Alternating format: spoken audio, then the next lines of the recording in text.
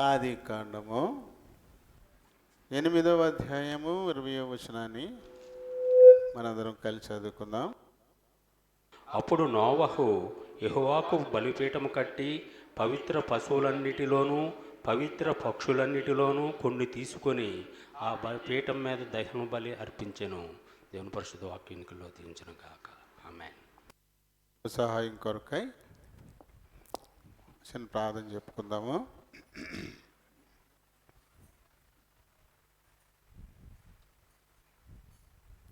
ప్రేమ కలిగిన మా ప్రియ పరలోకపు తండ్రి, కృప కలిగిన మా దేవా, వందనాలు, స్తోత్రాలు. మీ కృపను బట్టి మా జీవితాలలో అనుగ్రహించిన మరొక పునరుత్థాన దినాన్ని బట్టి హృదయపూర్వకంగా మీకే కృతజ్ఞతాస్తుతులు చెల్లిస్తున్నాం. ఇంతవరకు పాడి మీ నామాన్ని మహిమపరిచాము. ఇప్పుడు మీ లేఖనాన్ని ధ్యానించుకోవాలని ఆశపడుతున్నాం. గత కొద్ది వారములుగా నోవహును గురించి మాకు నేర్పిస్తున్న ఆత్మీయ సత్యాలను బట్టి హృదయపూర్వకంగా మీకే కృతజ్ఞతాస్తుతులు. ఈ దినము నాయన మరి మా పితరుడి నోవహును గురించి ధ్యానించి ఈ భాగాన్ని ముగించాలని ఆశపడుతున్నాం. మరి దయతలచండి తండ్రి, నా మీద మరి మీ ఆత్మను ఉంచండి తండ్రి. మీ చేతిలోకి తీసుకోండి. మీ చేతికి పనిముట్టుగా మీ నోటికి బోరగా వాడుకోమని అడుగుతున్నాను. అలాగే శారీరకంగా మరి బలహీనతలో ఉన్నాను అని దయతలచండి తండ్రి. నన్ను క్షమించమని, ఆ బలహీనతల నుంచి విడుదలనిచ్చి మీ చేతిలో ఒక బలమైన సాధనంగా వాడుకోమని అడుగుతున్నాను. చేర్చబడిన మా ప్రియులందరినీ బట్టి వందనాలు, స్తోత్రాలు. అయినా ఇంకెవరైనా వస్తూ ఉంటే త్వరపెట్టి తోడుకుండండి. నిలిచిపోతున్న వారిని కూడా జ్ఞాపకం చేసుకోండి. కారణాలు ఏమిటో మాకైతే తెలీదు. నిజంగానే బలహీనలై రాలేకపోతే బలహీనతల నుంచి విడుదలనిచ్చి తోడుకొనండి. అలాగేనైనా చిన్న చిన్న సాకులు వారిని ఆపుతూ ఉంటే వారి సత్యం తెలుసుకొని దాని నుంచి వెలుపలికి వచ్చి నీ సన్నిధికి వచ్చి మిమ్మల్ని మహింపరచులాగున సహాయం చేయండి. వచ్చిన వారెల్లా ఈ కొద్ది సమయం తమ హృదయాలు చెవుల్ని పరలోకపు గవిన వైపు కేంద్రీకరించలాగున సహాయం చేయండి. ఎదురాత్మల్ని, అంధకార శక్తుల్ని నజరేయుడిని సునామలో బంధిస్తున్నాం.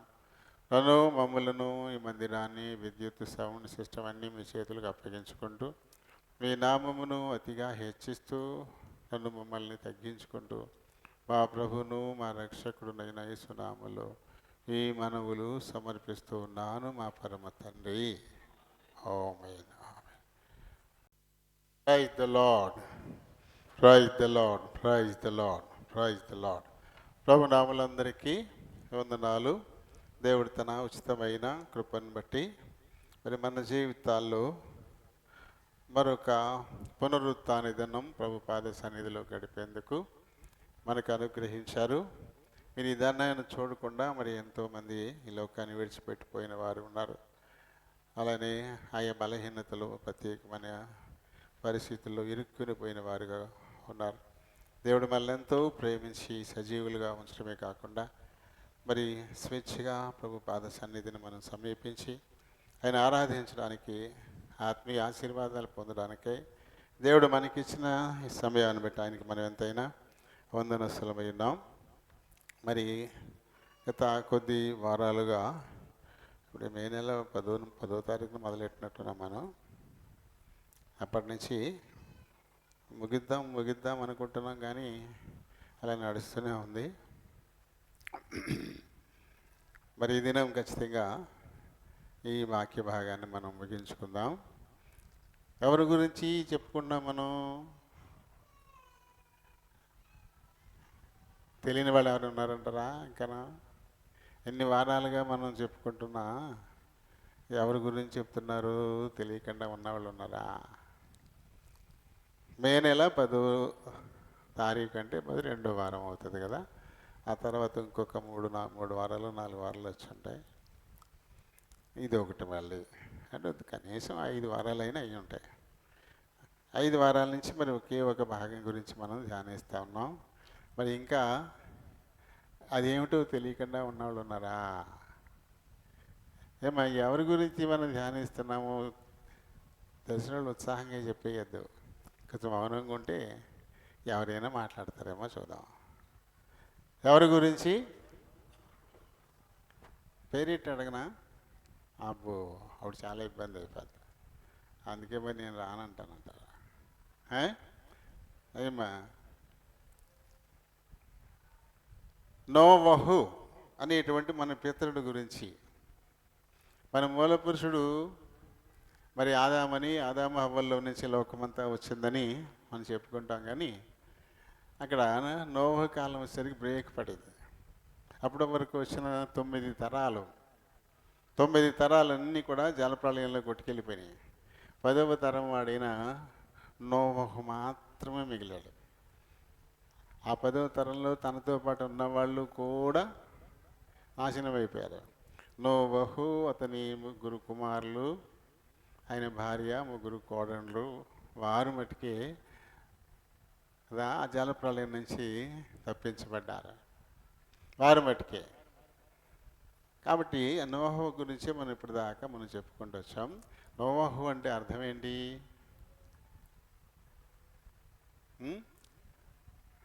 నోవహు అంటే అర్థం ఏంటమ్మా? తెలిసిన వచ్చేళ్ళకి అవ్వకపోతే చెప్పేయకూడదు. మీకు తెలుసని నాకు తెలుసు కదా. అలాంటి వాళ్ళు కొంచెం సైలెంట్గా ఉంటే ఎవరైనా వితవులు చెప్తారేమో అని. మనం ఉప్పందించి తెల్లగా అందించకూడదు. తెలిసిన వాళ్ళు కొంచెం ఓపికగా ఉంటే మిగతా వాళ్ళు కొంత ప్రయత్నం చేస్తారు. ఏమా నోవహు అంటే అర్థం ఏంటి? తెలీదా? ఎవరు చెప్పలేరా? నోవహు అంటే నెమ్మది. నోవహు అంటే నెమ్మది అని అర్థం వచ్చేటువంటి పేరు తన తండ్రి అయిన లెమెకు ఈయనకి పెట్టాడు. నోవహు తండ్రి పేరు లెమెకు. తన కుమారుడైనటువంటి ఈయనకు నోవహు క్రీస్తు పూర్వం 3000 నుంచి 2900 ఈ మధ్యకాలానికి ఈయన చెందినవాడుగా చరిత్రకారులు చెప్తా ఉన్నారు. మరి ఆ దినాలలో లోకమంతా కూడా ఘోర పాపంలో నిండిపోయింది. ఆ పాపాన్ని భూమి భరించలేనంత ఎక్కువైపోయిందంట. ఎక్కువైపోయింది. మనం భరించలేనంత చెత్త ఏం చేస్తాం మనం?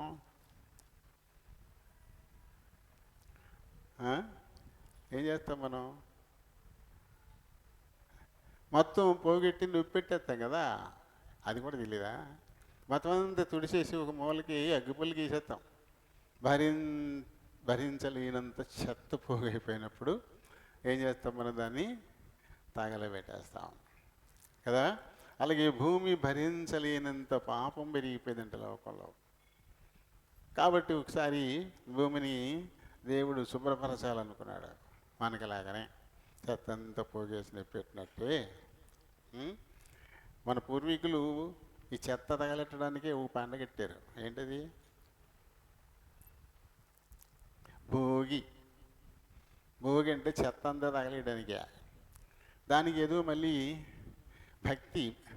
భక్తి సంబంధమైనది ఏదో ఒకటి పెడతారు. లేకపోతే చేయరని భక్తి అనేది పెడితే అమ్మ ముగ్గేయండి, ముగ్గెత్తే లక్ష్మీదేవి నడుచుకుంటా వచ్చేస్తుంది మీ ఇంట్లోకి వెళ్ళాలనుకోండి, అందరూ ముగ్గేస్తారు.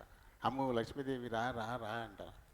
అలా కాదు, ఏ విధమైనటువంటి క్రిములు మీ ఇళ్లలోకి పోవు, మీకు ఎలాంటి జబ్బులు రావు, కాబట్టి మీ ఇంటి ముందు ముగ్గేయండి అమ్మా అంటే ఎత్తరా? ఆ జబ్బు వచ్చేది అవుతారు. జబ్బుల గురించి ఆడ ముగ్గులు వేస్తాడు. డబ్బుల గురించి అయితే వేస్తాం, జబ్బుల గురించి మేము వేయం. అందుకని చెప్పేసి మన పూర్వీకులు ప్రతిదానికి ఒక పండగ లింకెట్టారు. ఊరుకునే పెట్టలే. అయితే అసలు విషయాన్ని మర్చిపోయి దాన్నే మనం పెట్టుకుంటా ఉన్నాం. ఈ భోగి ఉద్దేశం కూడా అదే. ఆ సంవత్సరం అంతా పాడిపోయిన చెదారం ఎక్కడ పాడేయాలో తెలియదు మనకి. అప్పుడు ధైర్యంగా రోడ్డు మధ్య తగలెట్టచ్చు. మామూలు ఉట్టప్పుడు రోడ్డు మీద మంటే ఊరుకుంటారు జనం? ఊరుకోరు. కానీ ఆ రోజు రోడ్డు మధ్యలో పెడితే దాని చుట్టూ ఊరేగుతారు ఇలాగంట. అంతే తప్ప ఎవరు మాట్లాడరు. అందుకని ఒక పండగ వేరెట్టి తగలెట్టమన్నారు. భోగి అంటే చెత్త అంతా తగలెట్టడమే.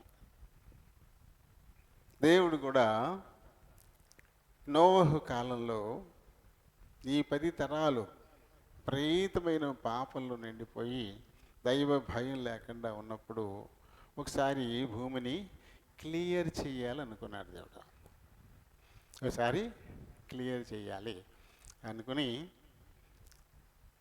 నోవహును పిలిచాడు. ఎలా క్లియర్ చేద్దాం? నోవహు అనేటువంటి ఒక నీతిమంతుడు ఉన్నాడు కదా, మరి దీన్ని ఎలా మనం శుభ్రం చేసేస్తాం అని ఆయన ఒక ఆలోచన చేసి, చూడండి 65వ కీర్తన 4వ వచనం చదువుదాం.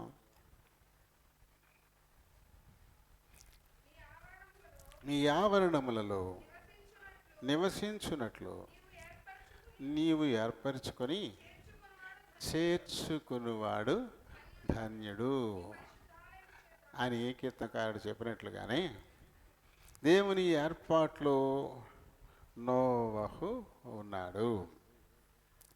ఆ దినాలలో లోకమంతా ఆయన జల్లెడేసి చూస్తే ఒక్క నోవహు తప్ప ఎవ్వరూ కూడా ఆయన ఆవరణంలో ఆయన పరిశుద్ధ సన్నిధిని నివసించడానికి యోగ్యులుగా లేరు. కాబట్టి ఏం చేశాడు? నోవహుతో మాట్లాడాడు దేవుడు కదా.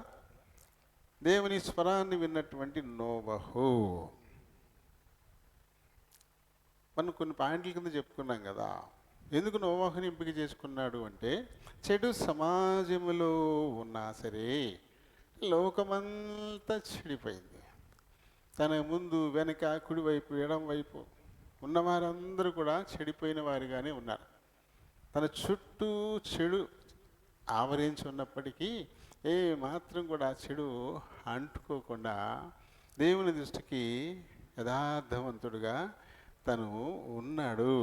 అంటే చెడ్డ సమాజంలో ఉన్నా సరే ఆయన దేవునితో కూడా నడిచినట్టు వాడుగా ఉన్నాడు. అందు గురించి దేవుడు నోవహును ఎంపిక చేసుకుని, నోవహు నేను చేయబోయేది నీకు చెబుతా ఉన్నాను.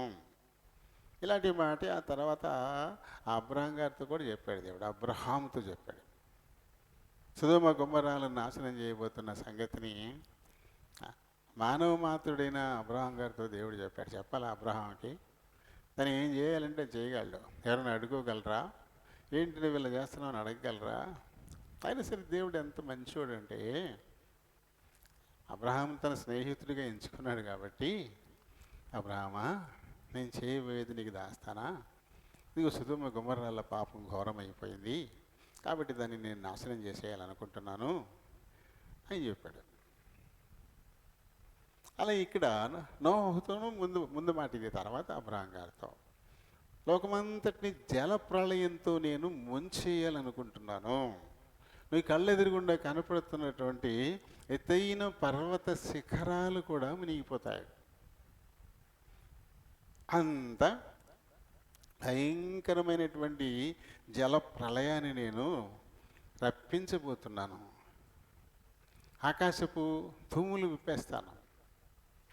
అలాగే భూమి తన లోపల నుంచి ఉన్నటువంటి ఆ తూములు కూడా వదిలిపెట్టేస్తాను.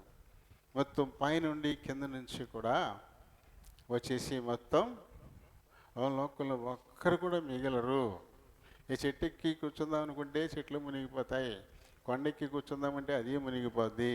పర్వత శిఖరం ఎక్కుదాం అనుకుంటే అది కూడా మునిగిపోద్ది. అది పర్వత శిఖరం మీద ఏదన్నా పెద్ద స్తంభాన్ని నిలబెట్టుకుని దాన్ని అట్టుకుని ఎలాడతాను అంటే అది కూడా మునిగిపోద్ది.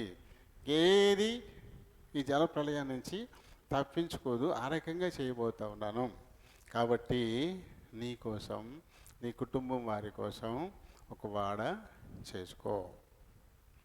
అది ఏదో రకమైన కర్రతో చేయకూడదు. ఎందుకంటే ఒక సంవత్సరం పైచిలుకు కాలం అది నీళ్ళ మీదే ఉండిపోవాలా.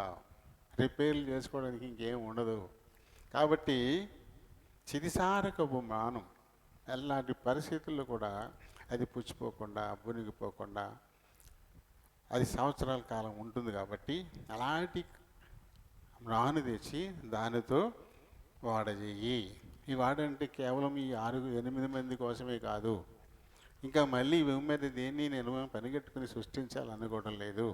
ఇప్పటికీ సృష్టింపబడి ఉన్నవి ఏమున్నాయో వాటన్నిటిలో నుంచి ఖచ్చితంగా పోటు పెంతు అవి పోతు పెంటు అనేటువంటి వాటిని నేను రాబడతాను, వచ్చేస్తాయి అన్నీ.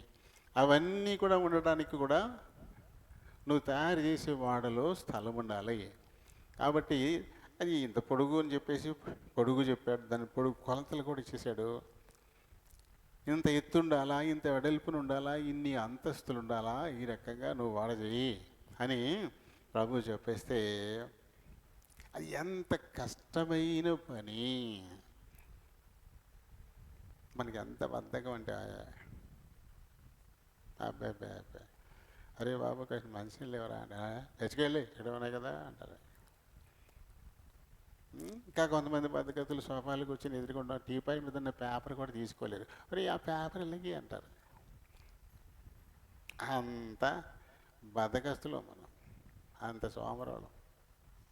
అలాంటి వాడికి ఇంత పని చెప్తే ఎంత కష్టమైన పని చెప్పాడు ఆయన. దాన్ని ఎంచలేము. అది ఇంత కష్టము అని చెప్పడానికి కూడా లేనంత కష్టం. ఎన్ని వందల అడుగులు ఉండాలా? 450 అడుగులు పొడుగు ఉండాల. 450 అడుగులు పొడుగు ఉండాల. అంటే ఈ మందిరం పొడుగు ఉంది కదా, ఈ మందిరం పొడవుకి ఇంకొక 8 రెట్లు. ఈ మందిరం పొడుగుకి ఇంకా 8 రెట్లు. పక్కన ఇంత మందిరాలలో పెట్టుకుంటే ఎంత పొడుగు వస్తుంది? ఈ హారికాలు ఇల్లు దాటి వెళ్ళిపోతారు, అంత పొడుగు. మరి ఎంత ఎడల్పు? 75 అడుగులు. అంటే ఈ మందిరం ఎంత ఎడల్పు ఉంది? ఇంకో 2 రెట్లు అంత వెడల్పు. ఎత్తు ఎంత? ఈయనకి చాలా పెద్ద పని చెప్పాడు, చిన్న పని కాదు. ఇంత పెద్ద పని మళ్ళీ ఒకే ఒక కర్ర వాడమన్నాడు. ఇంత పెద్ద వాడకు కూడా చితిసారకపు మానే వాడాలి, ఇంకా వేరేది ఏది వాడడానికి లేదు అని ఖచ్చితంగా చెప్పాడు. ఇంత పెద్ద వాడ కట్టడానికి ఎంత కలప కావాలి, అది ఎక్కడెక్కడ దొరుకుతుంది? వెతుక్కుండా పోయి దాన్ని వెతకడమే చాలా కష్టం. తర్వాత దాన్ని నరకాలి, ఆ తర్వాత కొమ్మలన్నీ చెలగాలి, తర్వాత మళ్ళీ మొక్కలు చేయాలి, తర్వాత మళ్ళీ బదలు చేయాలి. అబ్బో అని చెప్పలేము. ఇంత కష్టమని చెప్పలేనంత కష్టమని పని చెప్పినా సరే నోవహు ఉమ్మన్నాడు అంతే. కనీసం చిన్న సాకు కూడా చెప్పలే. మోషేకి పని చెప్తే దేవుడు 5 రకాల సాకులు చెప్పాడు. మోషే 5 రకాల సాకులు చెప్పాడు. అదంత కష్టమైన పని ఏం కాదు. కానీ ఇంత కష్టమైన పని చెప్పినా సరే ఒక్క సాకు కూడా చెప్పలా. పోనీ ఒక 100 అడుగులు తగ్గించు, పోనీ ఒక అంతస్తు తగ్గించు, మరి చుట్టుపక్కల దొరికే కలపేదో దాంతో చేస్తాను, శిశారం కాదు, ఇటువంటి ఏ ఒక్క సాకు చెప్పలా కదా. అంత కష్టమైన పని చెప్పిన విధేయత చూపినవాడుగానే ఈయన ఉన్నాడు. దాదాపు 100 సంవత్సరాలు పైచిలుకు కాలమే వాడు కట్టాడు. ఆ పనిలో మనం ఇదైపోతే మాట వినడానికి కూడా ఇష్టపడం. మనం సపోజ్ ఇంట్లో వంట చేస్తూ ఉంటాం అనుకోండి, మన పిల్లాడు వచ్చి అమ్మ అమ్మ అని ఏదైనా చెప్పకపోతే వింటావా? అస్సలు కసిరేసుకుంటాం. అవసరమైతే నెత్తి మీద ఒకటి వేసేస్తాం, చేతులకు అట్ల కాడి ఉంటుంది అంటించేస్తాం కూడా. వినడానికి ఇష్టపడం ఏదైనా పనిలో పడిపోతే. అలాంటిది వాడగడుతూనే అడిగిన వాడికల్లా సువార్త చెప్పాడు. ఇంత భారమైన పని చేస్తూనే ఏంటి తాత ఏం చేస్తున్నారు ఏంటి అని అడిగితే మొత్తం సువార్త చెప్పాడు. ఆయన దేవుడు మాట్లాడాడు, భూమి మీద పాపం ఎక్కువైపోయిందంట, కాబట్టి సమస్తాన్ని జలప్రలయంతో చంపేస్తానన్నాడు, అందుకని వాడ ఒకటి కట్టుకొని కుటుంబానికి అని చెప్పాడు, నేను తయారు చేస్తున్నాను బాబు, నువ్వు కూడా రా, నువ్వు సాయం చేస్తే నువ్వు కూడా ఈ వాళ్ళలోకి రావచ్చు, ఈ జలప్రలయంలో నువ్వు నాశనం కావు అని అడిగిన వాడికల్లా 100 ఏళ్ళ కంటే ఎక్కువ కాలం చెబుతూనే ఉన్నాడు. పని మానేసి కాదు, తను పని చేసుకుంటూనే సువార్త కూడా చెప్పుకుంటూ వచ్చాడు. అంటే అమ్మలకి మంచి ఓపిక, ఆయనే రుజువు కదా. అమ్మ లెక్క ఉంటే నాన్న పని లేనప్పుడే కూర్చుంటాడు ఇంట్లో. కాబట్టి ఏమైనా అడిగితే ఆయన మాట్లాడచ్చేమో. మిగతా కాలంలో దొరకడు కదా, పొలాల్లోనే ఉంటాడు. అమ్మకు ఉన్న పని ఇంట్లో కాబట్టి ఏ వచ్చి అడిగినా ఎంత చిరాకు పడిపోతామో మనం. చిరాకు పడకూడదు. ప్రతి సమయాన్ని మనం ఉపయోగించుకుని ఆ సమయాన్ని బట్టి దేవుని మాటలు చెప్పడం నేర్చుకోవాలి పిల్లలకి. ఆ సమయాన్ని బట్టి అబ్బా కాలిపోయింది అన్నారు అనుకోండి, ఆ కాలడాన్ని బట్టి ఓ విషయం చెప్పాలా. షడ్రకు మేషాకు అబేద్నెగో అని ముగ్గురు ఉన్నారు, వాళ్ళ గురించి చెప్పాలా. ఈ మాత్రం దానికి వెళ్ళా అంటున్నావు. నరకంలో భయంకరమైనటువంటి మంట అంట, అగ్ని ఆరదంట, పురుగు సాహదంట. మరి దాన్ని ఎలా తట్టుకుంటావు పాపాన్ని విడిచిపెట్టకపోతే అని చెప్పేసి ప్రతిదిని ఏది దొరికితే దాన్ని బట్టి ప్రభువుని గురించి మాట్లాడాలి, సువార్తని చెప్పాలి. అలాంటి ఓపిక కావాలి ఖచ్చితంగా స్త్రీకి. అలాంటి ఓపిక ముందే మనకి నోవాహు చూపించాడు. 100 ఏళ్ళు పై చిలుకు కాలం సువార్త ప్రకటిస్తూనే తన వాడను కట్టినటువంటి వాడుగా ఉన్నాడు. తద్వారా ఏమైంది, ఇప్పుడు రాబోవు ఉగ్రతను గురించి బోధిస్తూనే ఉన్నాడు. సువార్త అంటే రాబోయే ఉగ్రతను తప్పించుకుని ఒక మంచి మాట, అది సువార్త. వార్త సువార్త, అది శుభవార్త. అది ఒక మంచి మాట అన్నమాట. ఓ మంచి మాట. నరకం నుంచి తప్పించుకోవడం కంటే మంచి మాట ఏముంటుంది? నిజంగా బాబు నువ్వు చెప్పకపోతే వెళ్ళిపోతుండే బాబా, కుక్క నన్ను కరిచేసాను, దేవుళ్ళలాగా నన్ను కాపాడారు, మంచి మాట చెప్పావు, లేకపోతే వెళ్ళిపోదును, ఆ కుక్క నన్ను కరిచేసాను అని ఆ చెప్పినండి దేవుడైనా ఎత్తమను. నువ్వే కనుక చెప్పుండకపోతే ఆ కుక్క నన్ను కరిచేసాను రా బాబా అంటే ఒక మంచి మాట చెప్పాడు. బాకు అక్కడ పిల్లల కుక్క ఉంది, అది మీద పడిపోతుంది, కరిచేస్తుంది అని చెప్పారు.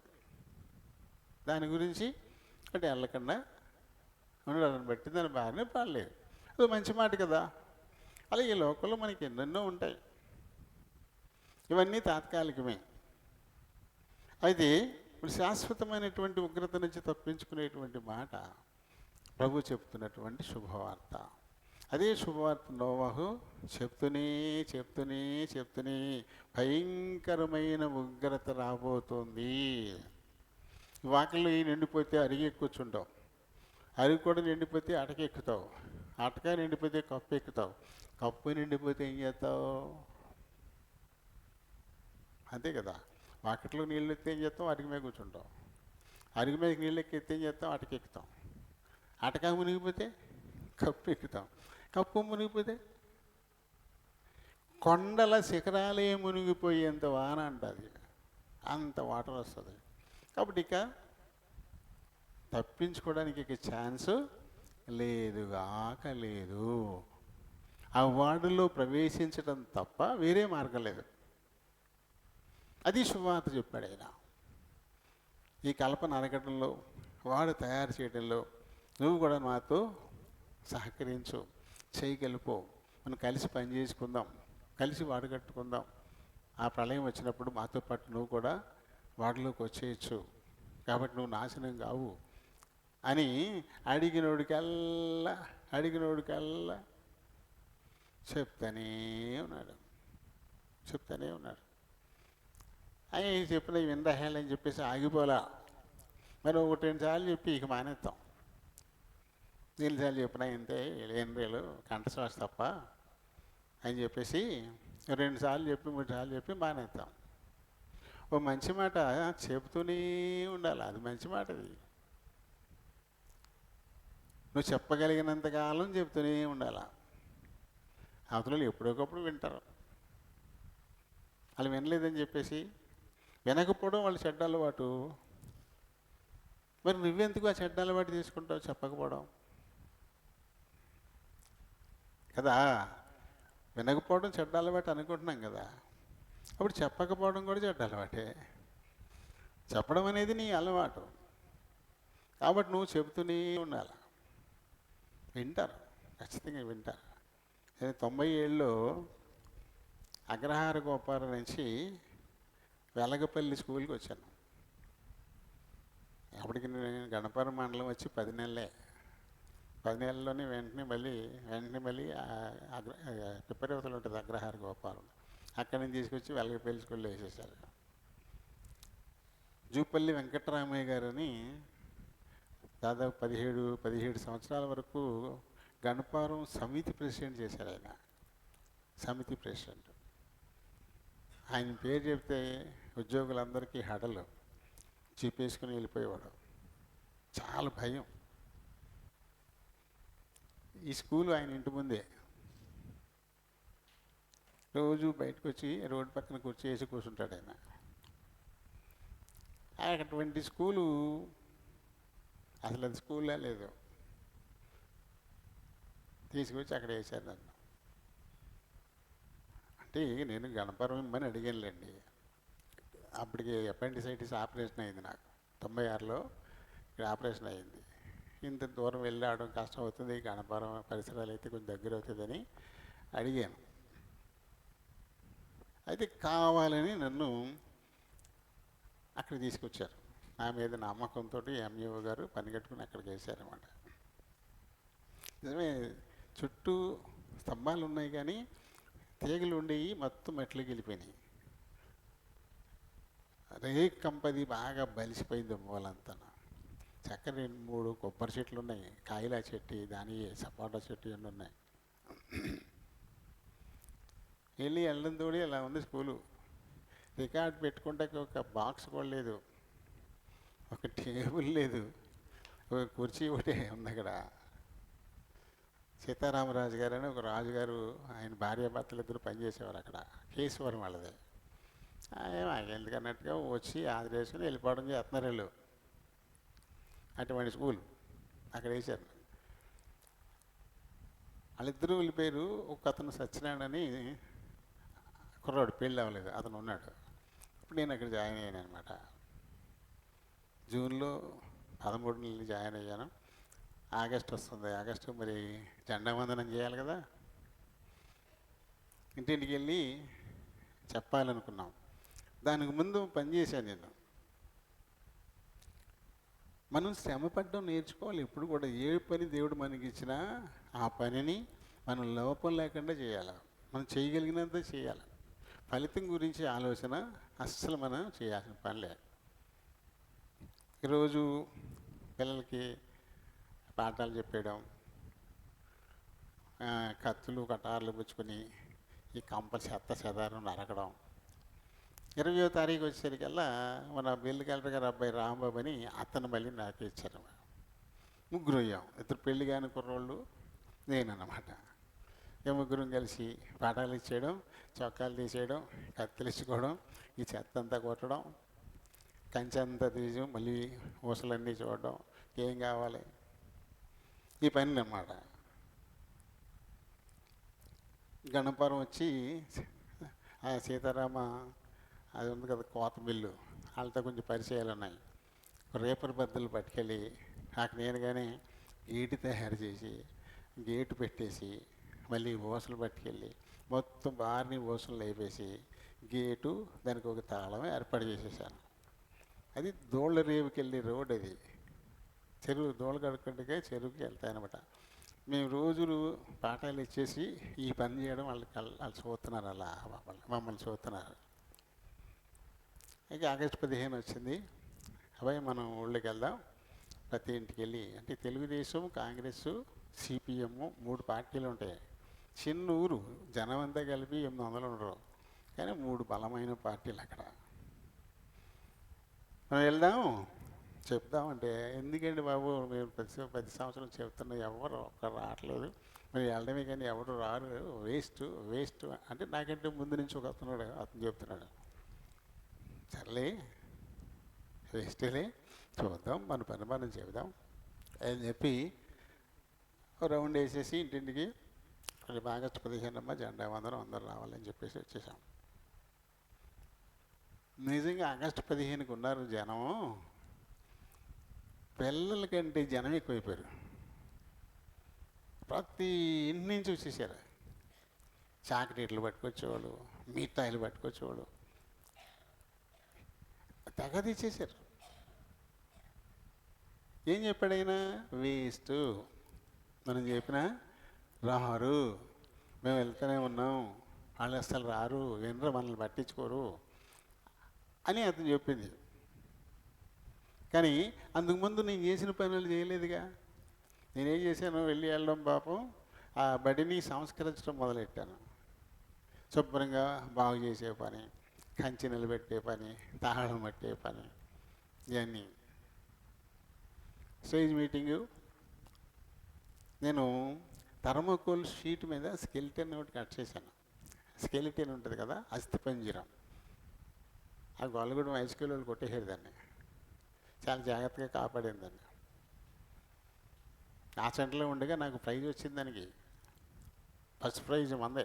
అది దానికి ఇచ్చారు. పెద్ద బోర్డు ఒకటి వేసా ఇక్కడ, దాతలు విరాళాలు అని చెప్పేసి బోర్డు వేసి పెయింట్ వేసేసి రాసి పెట్టాను. ఓ పక్కనేమో స్కెలిటన్ తగిలించాను. స్టేజ్ మీటింగ్ కదా, స్టేజ్ మీటింగ్లో నేను చెప్పాల్సినప్పుడు ఒకటి చెప్పాను, ఇది మా ఊరు కాదు, ఈ పిల్లలు మా పిల్లలు కాదు, ఇది కాకపోతే ఇంకోటి, మాకు మీ బడిని బాగు చేయాలనుకుంటున్నాం, మీ రాజకీయాలతో మాకు పని లేదు, మీకు ఎన్ని పార్టీలన్నీ పెట్టుకోండి, మీ సహకారం అంటే ఈ స్కూల్ని నేను బాగు చేస్తాను. ఎంత బతుకు బతికినా ఇది ఇలా అయిపోతాడు స్కెలిటన్. ఎంత బతుకు బతికినా ఇలానే అయిపోతాడు. మిగిలిది ఏమైనా ఉందంటే అని దాతలు విరాళాలు అని పెట్టాను అక్కడ. ఈ బడి ఎన్నాళ్ళు ఉంటుందో అన్నాళ్ళు ఆ పేరు అలా ఉండిపోద్ది, మీరు ఏం చేశారు అని చెప్పాను. అంతే. అక్కడి నుంచి ఏం కావాలో అడగడం వేస్తారా. ఆ ప్రెసిడెంట్ గారు అయితే గురువు గారు అనేవాడు. ఎందుకంటే వాళ్ళ అన్నయ్య నాకు క్లాస్ పెట్టు హై స్కూల్ చదువుకున్నప్పుడు. మేడవరపు వెంకట సుబ్బారావు అని 100 ఎకరాలు ఉంది వెలగపల్లి. 100 ఎకరాలు ఉంటుంది. వెలగపల్లి రోడ్డుకి తిరగగానే లెఫ్ట్ సైడ్ ఉంటుంది పెద్ద బిల్డింగ్ వాళ్ళదే. వెలగపల్లికి తిరగగానే లెఫ్ట్ సైడ్ పెద్ద బిల్డింగ్ ఉంటుంది ఆయనది. గురువుగారు ఇది కావాలని చెప్పండి, అంతే. అలా వచ్చేసింది. ఇక వైరింగ్ చేయించేసాను స్కూల్కి. 3 మాస్టర్లకు 3 ఫ్యాన్లు వేయించాను. జెండాదేమ కట్టించాను. ఇప్పుడు కాదు, స్కూల్ రూపురేఖలు మొత్తం మారిపోయినాయి.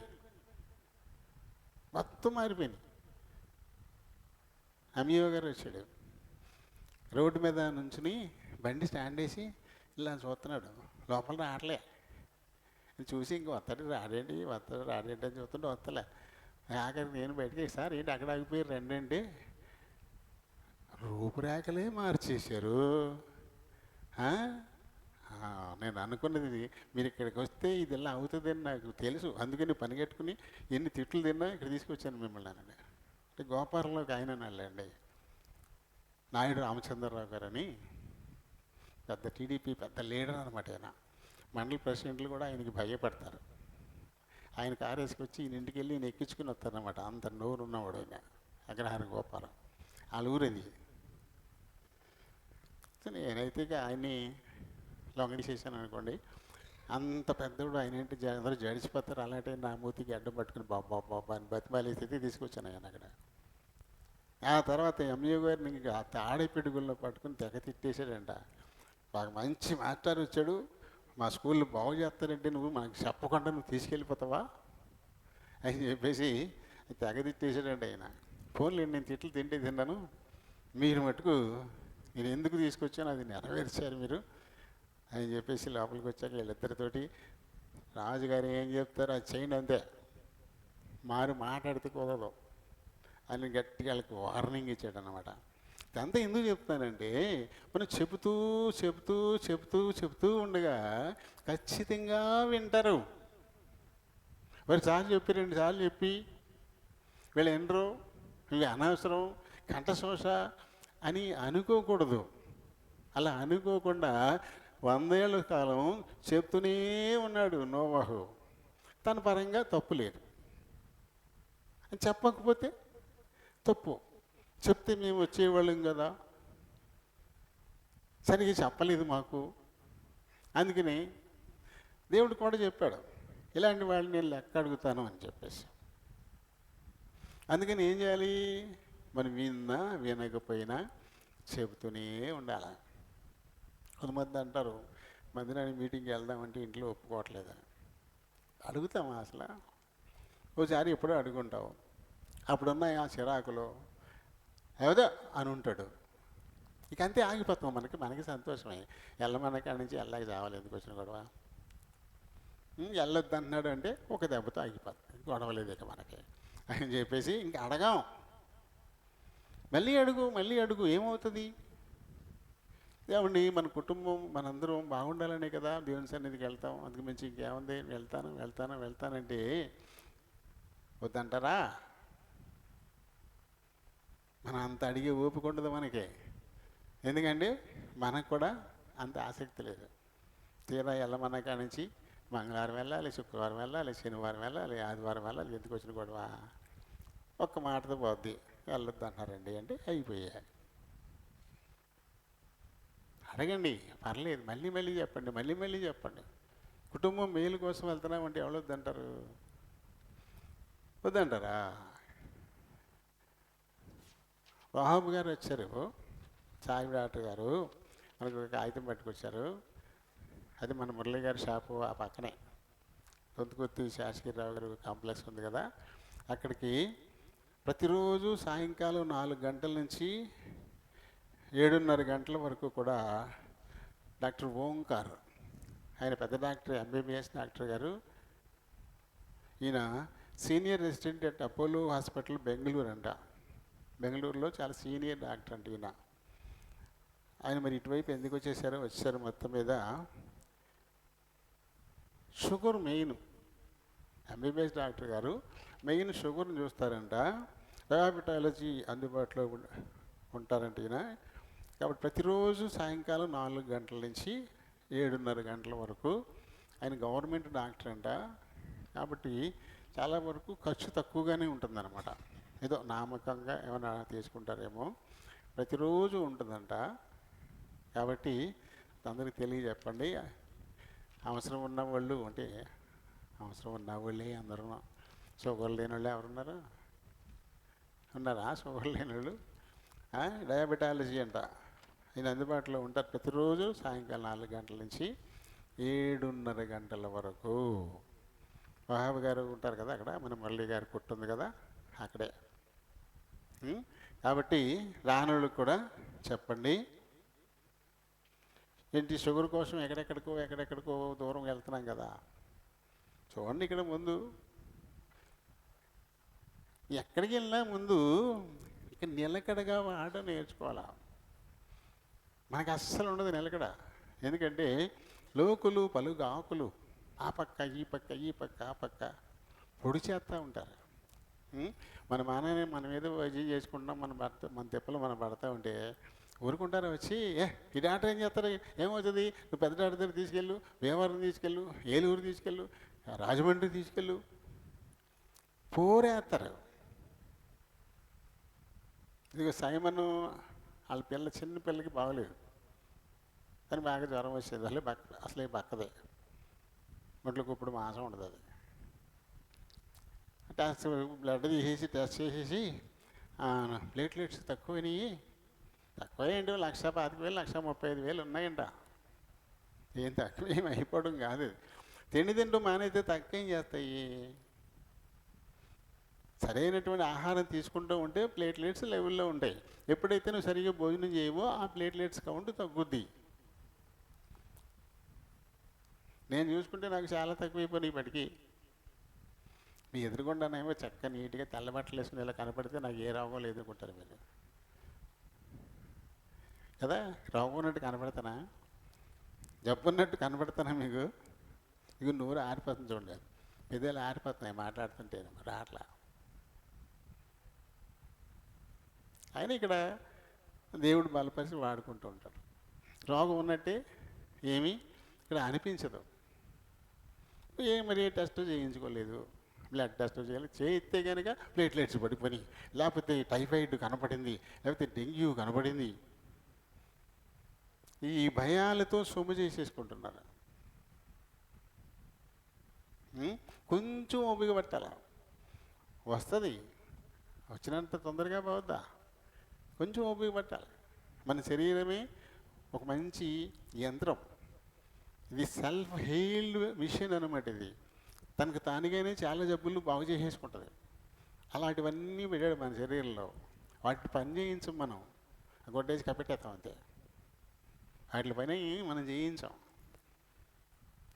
ఎక్కడికో తీసుకెళ్తున్నారు పిల్లల్ని, వద్దమ్మా వెళ్ళబాకండి, అనవసరం, ప్లేట్లెట్స్ తగ్గుతాయి, తనువులు కొంపేం వండుకుపోదు, ఇప్పుడు చురుగ్గానే ఉంటుంది కదా అంటే చురుగ్గానే ఉంటుంది. మరి ఎందుకు అంటే రాయల్ హాస్పిటల్కి తీసుకొచ్చారు.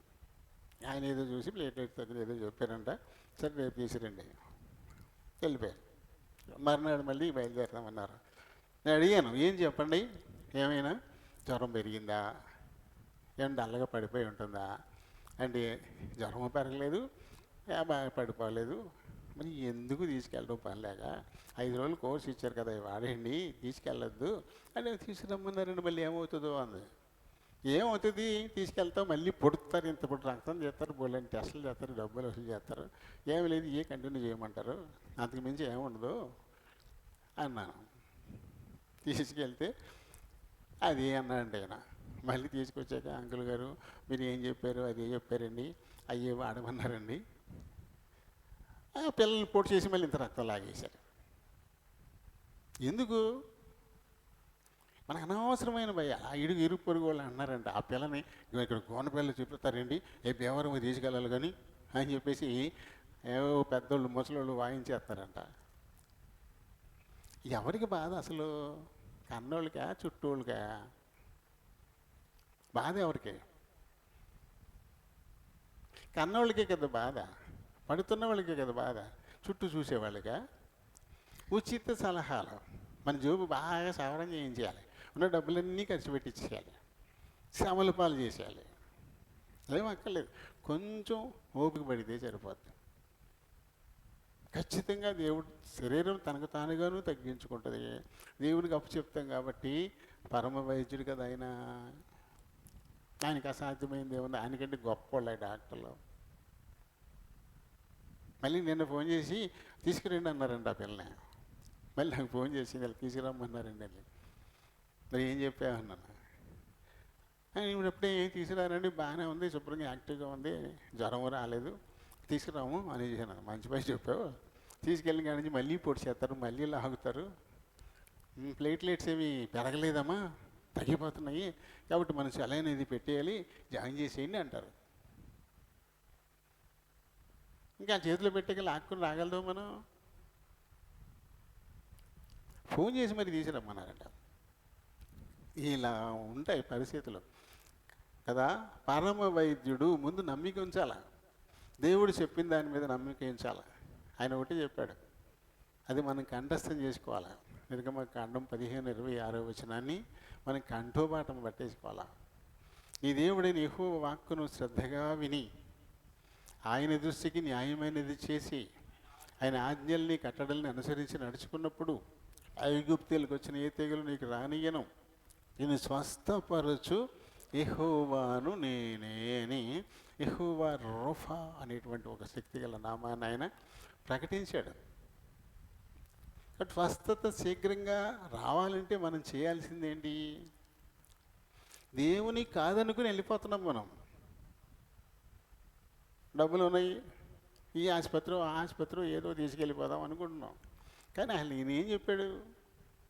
దేవుని సహకారం లేకుండా ఏ డాక్టర్ పట్టుకుని రోగాన్ని కుదురుతాడు? ఎంత వైద్యం చేసినా సరే అది కుదరకుండా చేయడం దేవుడికి రాదా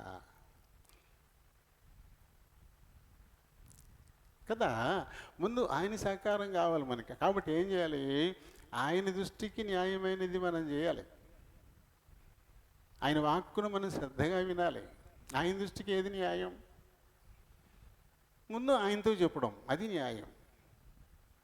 ముందు ఆయనతో చెప్పాల. ఎందుకంటే మన సృష్టికర్త ఆయనే. ఈ మిషన్ను నిర్మించింది ఎవరు? ఆయనే.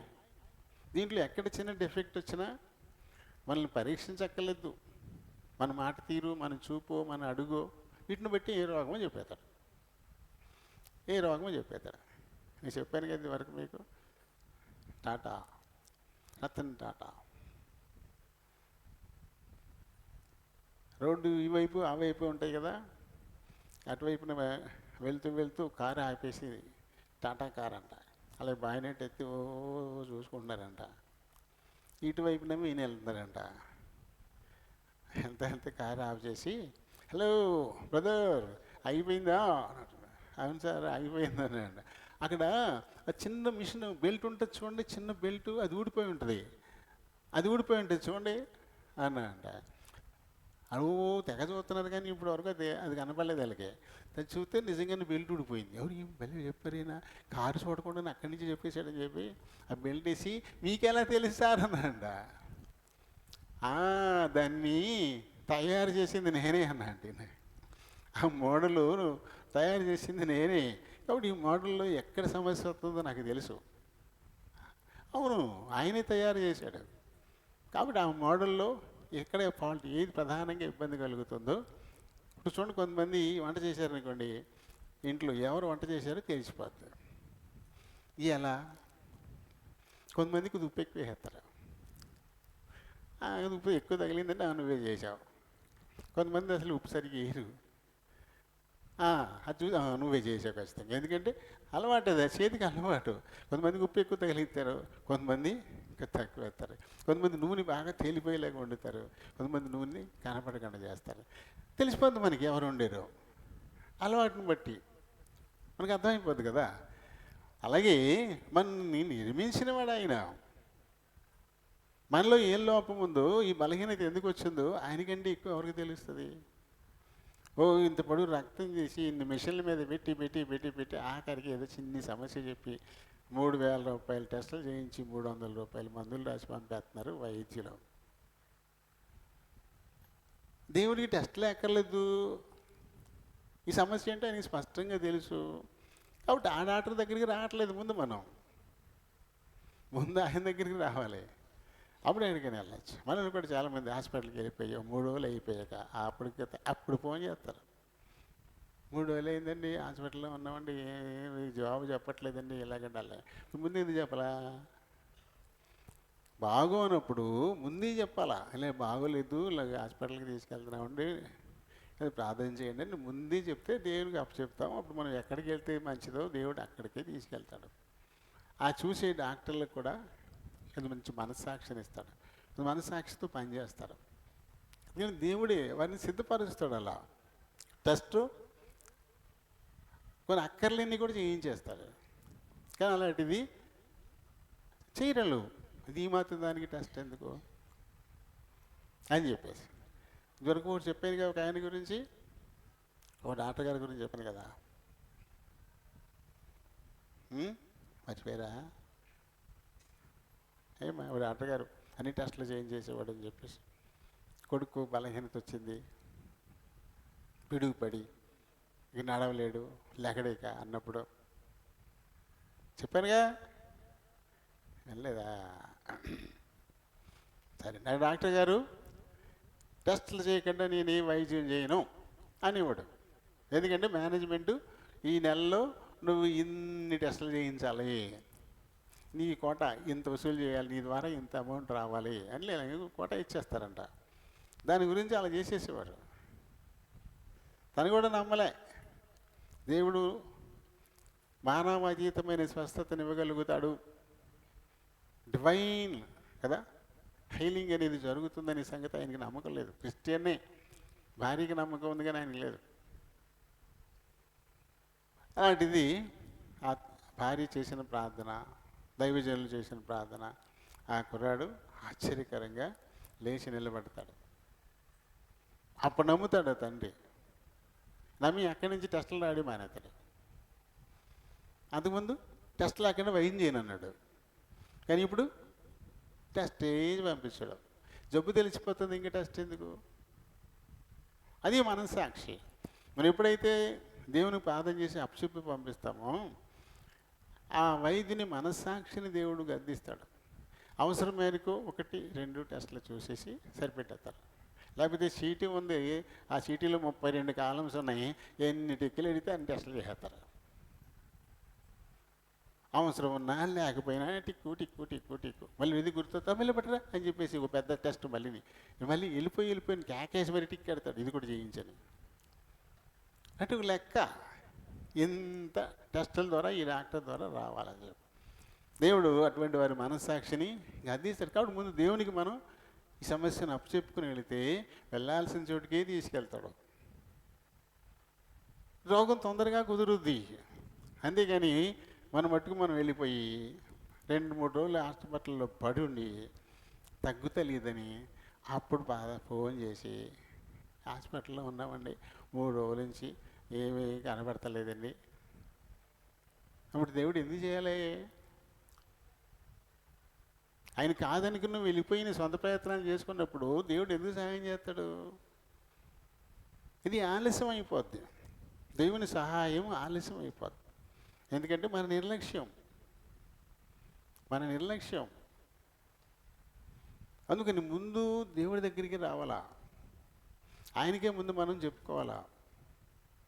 న్యాయంగా అయితే దేవుని మందిరం దగ్గరికి వచ్చి చెప్పాలా, కానీ ఈ ఫోన్లు వచ్చినాయి కదా, ఫోన్లు చేసేస్తున్నారు. నీకు ఫోన్ చేయడానికి కూడా బద్ధకం అయిపోతుంది. మరి హాస్పిటల్కి వెళ్ళకుండా డాక్టర్ గారు ఫోన్ చేస్తే వైద్యం చేస్తున్నాడా?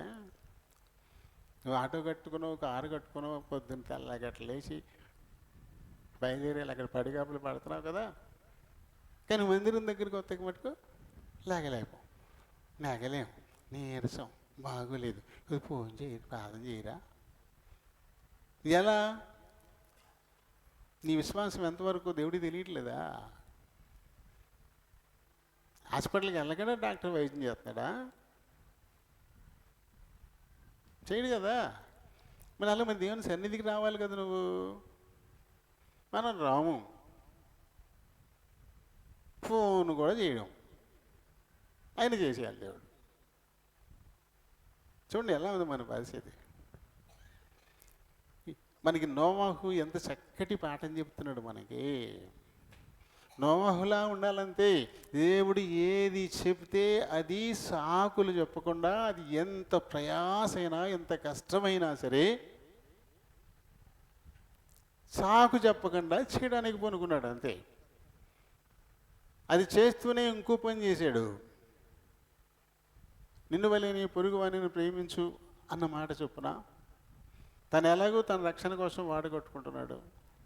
కాబట్టి ఎలాగో అడుగుతున్నారు వచ్చి, కాబట్టి వారితో కూడా నాయన నాతో పని చేయండి రా బాబా, మనం కలిసి వాడగట్టుకుందాం, మనందరం ఈ వాళ్ళలోకి వెళ్దాం, జలప్రళయంలో మన నాశనం అవ్వము అని వినకపోయినా, హేళన చేసినా, అవమానం చేసినా చెప్తానే ఉన్నాడు. రాబోయే ఉగ్రతను గురించి ఆయన బోధిస్తూనే మానలా, విసిగిపోలా. ఎందుకంటే చెప్పింది ఎవరు? సృష్టికర్త, జీవము గల దేవుడు, మాట తప్పనివాడు. ఆయన చెప్పాడు ఈ మాట. ఇక తిరుగులేదు, ఇక సంశయించడానికి ఇక లేదు, అనుమానించడానికి లేదు, అవుద్దంటావా అనుకోవడానికి లేదు. ఆయన అవుద్దంటే అవుద్ది, అవదంటే అవదు, ఇక అంతే. దాన్ని ఎవ్వరు కూడా మార్చలేరు. అలాంటప్పుడు మనం ఇంకెందుకు దాని గురించి ఆలోచించడం? ఆయన చెప్పింది చేయడం తప్ప. నోవాహు అది చేశాడు, మనకి అదే నేర్పిస్తున్నాడు. సంశయించుకో, వాళ్ళని వీళ్ళని ఇంకా సంప్రదించుకో. దేవుడు చెప్పిన తర్వాత ఇంకొకరి దగ్గర ఆలోచనకి ఎందుకు వెళ్తావు నువ్వు? ఒక డాక్టర్ చెప్పిన దానికే ఆలోచన ఇంకొకరి దగ్గరికి వెళ్ళలే మనం. ఆ డాక్టర్ చెప్తే వెంటనే లోన్ వేసేస్తున్నాం, అర్జెంట్గా 50,000 కట్టు, టేబుల్ మీద 50,000 పెట్టు అంటున్నది పెట్టేస్తున్నాం. కానీ డాక్టర్ చెప్పిన దానికి సెకండ్ ఒపీనియన్కి వెళ్ళండి, అది మంచిది. ఒక డాక్టర్ గారు ఒకటి చెప్తే వెంటనే నమ్మేసి జాయిన్ అయిపోవద్దు. ఇంకొక డాక్టర్ దగ్గరికి వెళ్ళండి. పలానా చోటికి వెళ్ళాము, ఇలా అన్నారని చెప్పకూడదు. ఈ రిపోర్ట్లు కూడా అవసరం లేదు నీకు, ముందు మామూలు ఇలా ఉంది పరిస్థితి అని చెప్పాలా. అలా అన్నీ చూసి టెస్టులు అన్నప్పుడు అప్పుడు మా దగ్గర కొన్ని టెస్ట్ రిపోర్ట్లు ఉన్నాయండి అని చెప్పేసి అప్పుడు చూపించాలి కదా. అంతేగాని అన్నది పాపం వెళ్ళిపోవడం కాదు. నేను చెప్పానుగా మీకు మ్యాక్స్ విజన్ అని భీమవరంలోనే ఉంది కంటి ఆసుపత్రి. దుర్మార్గులు, దుష్టులు మామూలుగా కాదు. ఎలాంటి వాళ్ళు అంటే వాళ్ళు ఆవిడని ఏడిపించేశారు గౌతమ్ గారిని. అర్జెంటుగా మీకు క్యాటరాక్ట్ ఆపరేషన్ చేసేయాలి, లేకపోతే కళ్ళు పోతాయి, అలా కనపడం మీకు అని చెప్పేశారు. చెప్పేసి ఒక పక్కన ఒక ఆడవిడని పెట్టారు. ఆవిడ కౌన్సిలింగ్ ఇస్తుంది అనమాట. అంటే భయపెట్టి చంపేద్ది అనమాట. అర్జెంటుగా ఆసుపత్రికి వెళ్ళిపోతాం మనం. ఆవిడ చెప్తుంది, వీడు ఏడిచేస్తుంది. ఆవిడ చెప్తుంది, వీడు ఏడిచేస్తుంది. కసురుకుని వచ్చే లేడా ఎండ ఏం చెప్తారు మీరు, ఎందుకలా ఏడిపిస్తారు మీరు, వచ్చే అని చెప్పేసి లేపి తీసుకొచ్చాను. నన్ను ఏమన్నాడు, అబ్బో గ్లూకోమా, ఈ కళ్ళు పోతాయి, ఇంకా అర్జెంటుగా ఇమీడియట్గా మీరు వైద్యం మొదలెట్టేయాలి అన్నాడు. వస్తాలేండి వాళ్ళు, కళ్ళు పోయాక వస్తారా అన్నాడు. పోయాక వస్తానులే అన్నాను. వెళ్ళిపోయాం. మామూలుగా మేము వెళ్ళి హాస్పిటల్ దగ్గరికి వెళ్ళాం. ఆవిడ కళ్ళు చూసి, అసలు మీకు ఇప్పుడప్పుడే కంటి ఆపరేషన్ అవసరమే లేదన్నాడు. చూడండి ఎలా ఉందో. అసలు ఏం లేదు, అసలు మీకు అసలు కంటి ఆపరేషన్ అసలు ఇప్పుడప్పుడు అసలు అవసరమే లేదు, ఆ ప్రశ్నే లేదన్నాడు ఆయన. అని ఇప్పుడు చేయకపోతే కళ్ళు పోతాయన్నాడు. విజయవాడలో ఉంది, మేము వ్యాన్ పెడతాం, మీరు ఎక్కితే తీసుకెళ్ళిపోతాం, చేయించేసి మళ్ళీ ఇక్కడ తీసుకొచ్చి దింపేస్తాం, ఈ రకంగా మొదలెట్టేశాడు. అసలు ఆపరేషనే అక్కర్లేదు నాకు. కాబట్టి ఒక డాక్టర్ చెప్పిన దానికి సెకండ్ ఒపీనియన్కి వెళ్ళండి, దాన్నే బేస్ చేసుకుని వెళ్ళిపోకండి. ఎందుకంటే ఇప్పుడు హాస్పిటల్స్ నమ్మదగినవిగా లేవు. లాభాన్ని ఎలా సంపాదించాలా అని చూసేవాళ్ళే తప్ప రోగిని ఎలా స్వస్థపరచాలా అనే ఆలోచన తక్కువైపోయింది. చాలా తక్కువ మంది ఉన్నారు డాక్టర్లు అలాంటి వాళ్ళు. ఎక్కువ మంది మన మీద సొమ్ము చేసుకునే వాళ్ళే కనపడుతున్నారు కదా. నాకు గ్లూకోమా, కళ్ళు పోతాయి అన్నాడు కదా. ఏం లేదు, ఈ కన్ను మీద కొంచెం పొర పెరిగింది, దానికి లేజర్ తోటి ఒక ఉప్పు పోతే అయిపోద్ది అన్నాడు. లేజర్ పెట్టి చేతి కొట్టాడు, అయిపోయింది. ఇలా ఉండాలి డాక్టర్లు. పరమ వైద్యుడు దేవుడు, ముందు ఆయన దగ్గరికి వచ్చి చెప్పుకోవాలి. ఆ తర్వాత అక్కడి నుంచి మనం ఎక్కడికి వెళ్తే మనకి మేలు కలుగుతుందో దేవుడు అక్కడికి నిన్ను నడిపిస్తాడు, మెల్లైన మార్గాల్లోకి. కాబట్టి ముందు ఆయనకి చెప్పండి, ఏ సమస్య వచ్చినా. ఏమంటారంటే ఇంకోటి చెప్తారా, తలపోటు జ్వరం ఏం చెప్పమండి అంటారు. మరి ఎందుకు వెళ్ళావు ఆసుపత్రికి, ఇంట్లోనే ఉండాలిగా. ఈ తలపోటు జ్వరానికి ఎందుకు వెళ్ళావు ఆసుపత్రికి? మరి ఫోన్ చేసి ప్రార్థన చేయని చెప్పడానికంట తలపోటుకి ఏం చెప్తామండి. తలపోటుకి రాజమండ్రి వెళ్తాం తెల్లారి గట్లేసి, కానీ దేవుడికి చెప్పాం. ఏం ఆలోచన ఇది? చిన్నదో పెద్దదో నీకు, దేవుడికి కాదు. ఆయనకి అన్నీ సమానమే. ఆయనకి చిన్నది పెద్దని లేదు, మనకి చిన్న పెద్ద. అప్పుడు మనం దేవుని దృష్టితో ఆలోచన చేయాలా కదా. ప్రతి విషయంలోనూ ఎదిగే మనం జరుగుతాం. ప్రతి విషయంలోనూ కృతజ్ఞతాస్తుతులు చెల్లించాలి. ప్రతి విషయంలోనూ ఎడతెగక ప్రార్థన చేస్తూనే ఉండాలని కదా ప్రభు చెప్పింది. కాబట్టి మన పితరుడైనటువంటి నోవహు అది వరకు ఎన్నడూ చూడనటువంటి అని కూడా రాయబడింది. అంతకుముందు ఎప్పుడు జలప్రళయం రాలేదు, అంతకుముందు ఎప్పుడు జనాలు చనిపోయినటువంటి సందర్భాలు లేవు. ఇప్పుడు మనం ఉన్నాం అనుకోండి, ఎప్పుడు 86లో వరదలు వచ్చాయి, చాలా ప్రాంతాలు కొట్టుకుపోయినాయి. ఆ తర్వాత ఇంకోసారి ఇప్పుడు వరదలు వచ్చేవి, చాలా ప్రాంతాలు కొట్టు. ఇలాంటి అనుభవాలు మనకు ఉన్నాయి. కాబట్టి మళ్ళీ అలాంటివి రాబోతున్నాయంటే మనకు భయం అవుతుంది. ఎందుకంటే ఇదివరకు 70 ఏళ్ళలో దివిసీమ ఉప్పెన వచ్చింది. కొన్ని ఊళ్ళే ఇసుకతో కప్పడిపోయినాయి.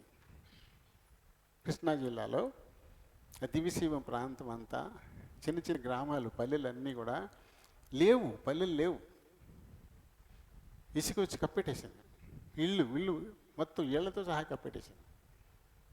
77 నవంబర్లో వచ్చింది. 77 నవంబర్ 19న వచ్చింది. చాలామంది పుట్టలేదు కదా అప్పటికి చాలామంది పుట్టలేదు. కాబట్టి అలాంటి పని వస్తుంది అంటే భయం వేస్తుంది మనకి, ఒక అనుభవం ఉంది కాబట్టి. కానీ ఈ నోహ కాలంలో జలప్రళయం వస్తుందని దేవుడు చెప్పినాటికి అలాంటి అనుభవమే లేదు. తను ఎన్నడూ చూడనటువంటి పరిస్థితులు రాబోతాయని దేవుడు చెప్తే దాన్ని నమ్మి ఆ పనికి పూనుకొని అడిగిన వాళ్ళకల్లా సువార్తను చెప్తూనే ఉన్నాడు. రాబోయే ఉగ్రతను తప్పించుకోవడానికి వారు ఏం చెయ్యాలో కూడా వాళ్ళు చేస్తారా చేయరా తర్వాత చెప్పడం తన బాధ్యత. నేను, నా భార్య, నా కొడుకులు, నా కోడళ్ళు మేము మట్టుకి కష్టపడుతున్నాం. మాతో పాటు నువ్వు కూడా చేరితే, ఈ వాడ నిర్మాణంలో నువ్వు కూడా పనిచేస్తే మాతో పాటు నువ్వు కూడా ఈ వాడలోకి వస్తావు, రాబోయే ఉగ్రత నుంచి తప్పించుకుంటావు అని ఆయన చెప్తూనే ఉన్నాడు. కానీ ఎవరు వినలేదు అనుకోండి. వినడం వినకపోవడం వాళ్ళది, చెప్పడం మన బాధ్యత. అలా చెప్తూనే ఉన్నాడు కదా. అలా చెప్పి ఆఖరికి వాడగట్టుకుని విశ్వాసంతో తన కుటుంబాన్ని కాపాడుకున్నాడు. మన ప్రతి ఒక్కరం కూడా వారితో వీరితో పోల్చుకోవడం అనవసరం. దేవుడు ఏం చెప్తున్నాడు అది విని ఆ ప్రకారంగా నడుచుకోవడం ద్వారా మనల్ని, మన కుటుంబాన్ని మనం కాపాడుకోవాలా. ఇరుగు పొరుగు ఏమైనా చెప్తారు, ఉచిత సలహాలు ఇస్తారు అంతే. దాంతో మనకి పని లేదు. దేవుడు ఏం చెప్పాడు, అది ఈ లోక మర్యాదతో మనకి పని లేదని కదా చెప్పాడు. మొత్తం మీద జలప్రళయం వచ్చేసింది, నోహ కుటుంబం వడలోకి వెళ్ళిపోయింది. ఇంకా అందులోకి దేవుడు ఆహ్వానించినవి అన్నీ కూడా వచ్చేసినాయి. 40 దివారాత్రులు అగాధ జలాలు విడవబడ్డాయి, ఆకాశపు తూములు విప్పబడ్డాయి. కింది నుంచి పైనుంచి 1000 అడుగుల ఎత్తులో ఉన్నటువంటి పర్వత శిఖరాలు కూడా మునిగిపోయి ఇంకా పైకి వెళ్ళిపోయాయి నీళ్ళు. ఒక్క జీవి కూడా తప్పించుకోవడానికి లేకుండా మొత్తం వాష్ అవుట్ చేసేసాడు. వాడలోకి వెళ్ళాడు. ఎన్ని రోజులు జరిగాయో, బయట ఏమవుతుందో నోహకి అతని కుటుంబానికి తెలియదు. సంవత్సరం ఉండిపోయాడు ఏకంగా అందులో. సంవత్సరం ఉండిపోయాడు. సంవత్సరం 10 రోజుల తర్వాత వాడలో నుంచి వెలుపలికి వచ్చాడు. ఇప్పుడంతా కొత్త భూమి. ఎక్కడ ఓ చెట్టు పుట్టలు లేవు, ఎక్కడ ఇల్లు లేవు, ఎక్కడ మనిషి అన్నవాడు లేడు, ఎక్కడ జంతువులు, మృగాలు, ఆకాశ పక్షులు ఏమీ కనపడట్లా. మొత్తం అంతా కొత్త భూమి, కొత్త ఆకాశం. ఇవన్నీ చూసిన తర్వాత మొట్టమొదట ఆయన చేసింది ఏంటంటే బలిపీఠాన్ని కట్టి ఆ వాడలో వచ్చినటువంటి పవిత్రమైనటువంటి జంతువులు, పక్షులు వాటిని కొన్ని తీసి ఆయన దహన బలిగా అర్పించడం అనేది జరిగింది. ఈ దహన బలి ఏం చేసింది, దేవుడు ఒక నిబంధన ఇచ్చేలా వీలు కల్పించింది. ఈ దహన బలి ఇచ్చినప్పుడు ఈ సువాసనను దేవుడు ఆఘ్రాణించి ఇప్పుడు మానవాళితో ఒక నిబంధనను చేశాడు దేవుడు. నీతో నాతో కూడా నిబంధన చేయడానికి, నీ పట్ల నా పట్ల దేవుడు ఏం చేయబోతున్నాడు దాన్ని నిర్ణయించడానికి మన ప్రవర్తనే కారణం. బలిపీఠం చక్కని రాళ్లతో బలిపీఠం కట్టాల, ఇనుప పనిముట్టు తగలని రాళ్లతో బలిపీఠం కట్టాల. అలా ఎందుకు చెప్పాడు? చక్కని రాళ్లతో నిర్మితమైన నీ హృదయం అనే బలిపీఠాన్ని ఆయన కోరుకుంటున్నాడు. కాబట్టి ఆయన మన నుంచి ఆశించేటువంటి నిజమైన బలిపీఠం మన హృదయమే. ఈ హృదయంలో నుంచి పరిశుద్ధమైనటువంటి పవిత్రమైనటువంటి వాటిని దేవునికి అర్పణగా మనం ఇస్తూ ఉండాల. ఆయన కోరుకుంటున్నది అది. కాబట్టి మన పట్ల కూడా దేవుడు ఒక నిర్ణయాన్ని ప్రకటించడానికి, మనతో కూడా ఒక నిబంధన చేయడానికి, మన హృదయం అనేటువంటి ఈ బలిపీఠం మీద దేవునికి ఇష్టమైనటువంటి అర్పణలు దీని మీద మనం అర్పించాల్సిన వారంగా ఉన్నాం. ఎందుకంటే నువ్వేది చేసినా అది ముందు ఎక్కడ పడుతుంది? హృదయంలోనే పడుతుంది. నువ్వేం చేసినా హృదయంలోనే పడుతుంది. నువ్వు చాలా బాగుండాలి అని చెప్పినా హృదయంలో నుంచి వస్తుంది. నువ్వు నాశనం అయిపోవాలా అనేది కూడా హృదయంలో నుంచి వస్తుంది. ముందు హృదయంలో పుట్టేకే కదా బయటకు వచ్చేది. అన్నీ కూడా హృదయంలో నుంచే బయటకు వస్తాయి. ఆ హృదయ స్థానమే దేవుడు కోరుకుంటున్న నిజమైన బలిపీఠం. దాని మీద నుంచి వచ్చే అర్పణలు అన్నీ మంచిగా ఉండాలా. దేవుడు వాటిని ఆఘ్రాణించాలా. అప్పుడు నీతో ఒక మంచి నిబంధన చేస్తాడు దేవుడు. నీకు ఒక వాగ్దానం ఇస్తాడు దేవుడు. నిబంధన చేయడం అంటే ఒక వాగ్దానం చేయడమే. నోవహుకు ఒక వాగ్దానం ఇచ్చాడు. ఇక మీదట నేను నరులను బట్టి భూమి అంతటిని ఒకేసారి నేను శపించను. భూమి మీద ఉండే జీవరాశులు మొత్తం ఒకేసారి నేను నాశనం చేయను అని చెప్పేసి ఒక వాగ్దానం చేశాడు ఆయన. అంటే నువ్వు ఒక నిబంధన ఇచ్చాడు. ఇదిగో అందుకు గుర్తు, ఇదిగో నా ధనస్సు ఈ మేఘాల్లో ఉంచుతున్నాను, నా ధనస్సు. నేను చేసిన నిబంధనకు గుర్తది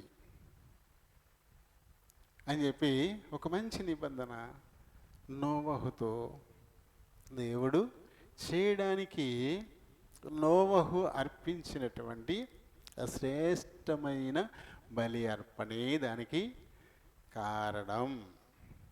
అలానే నీతో నాతో కూడా ఆయన ఒక నిబంధన చేయడానికి, ఒక వాగ్దానం ఇవ్వడానికి ఆయన ఇష్టపడుతున్న దేవుడు. అయితే నీ అర్పణ ఎలా ఉంది? అది పవిత్రమైన అర్పణేనా? మనం అనుకుంటున్నాం బాప్తిస్మం పొందేశాం కాబట్టి నేను పరిశుద్ధుడిని, పరిశుద్ధురాలని, నేను ఏ చేసినా అది మంచిదే. ఎందుకంటే బాప్తిస్మం పొందేశాను కదా, ప్రభు పాలలో పాలు పంపులు పొందేస్తున్నాను కదా, ఇంకేంటి? ఒకవేళ వీటిని బట్టి నిన్ను నువ్వు మోసం చేసుకుంటున్నావేమో.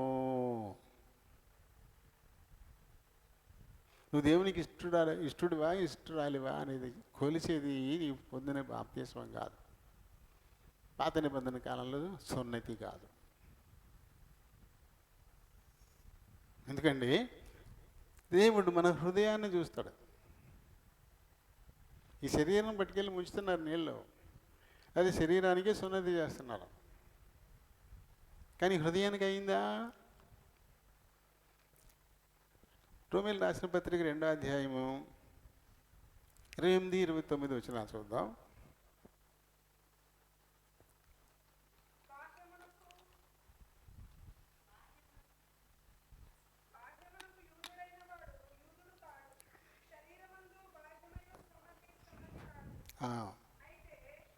చూడండి, బాహ్యం శరీరానికి మట్టుకే బాప్తిస్మమైన సున్నతి అయినా శరీరానికి మట్టుకే జరిగితే అది బాప్తిస్మం కాదు, అది సున్నతి కాదు అంటాడు. శరీరానికి అది కావాల్సింది, దేవుడు ఆశించేది అది కాదు. మనిషికి మూలమైన స్థానం ఏంటి అంటే హృదయమే. ప్రతీది అక్కడి నుంచే కదా పుట్టుకొచ్చేది. సామెతలు 4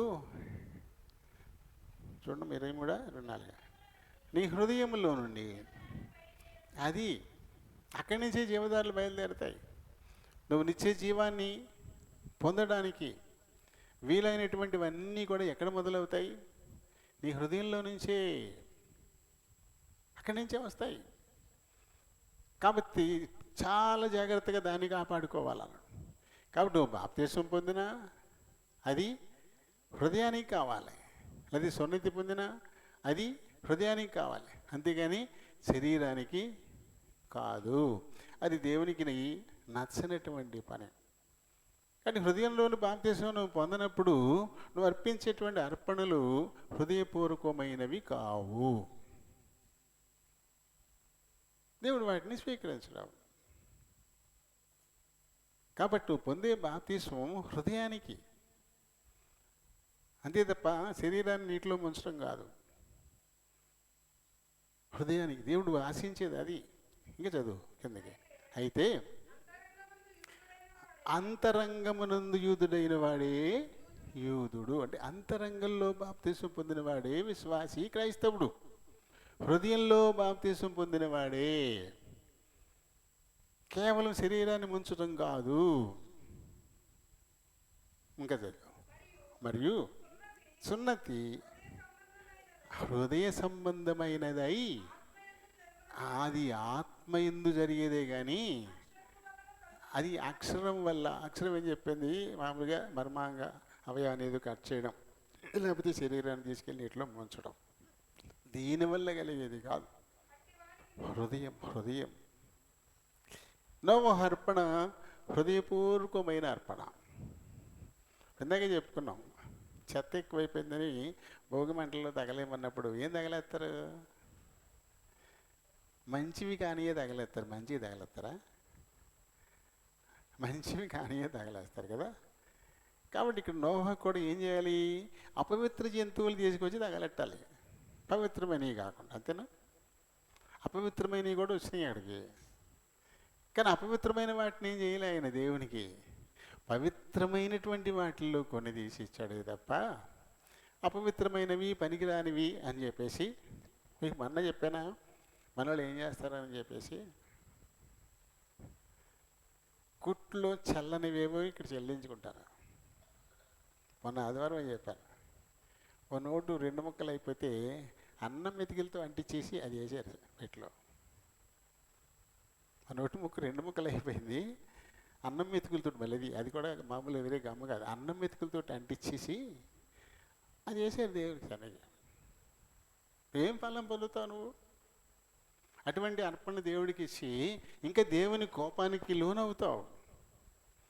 నీ దగ్గర 10 నోట్లు ఉంటే అందులో శ్రేష్టమైనది మంచిగా ఉన్నది ఏదో అదే దేవునికి ఇవ్వాలి. కానీ అందులో బాగా నలిగిపోయి కొట్టుకాడితే తీసుకొచ్చి అందులో వేస్తే వాళ్ళ సొమ్ము చేసుకుంటారా?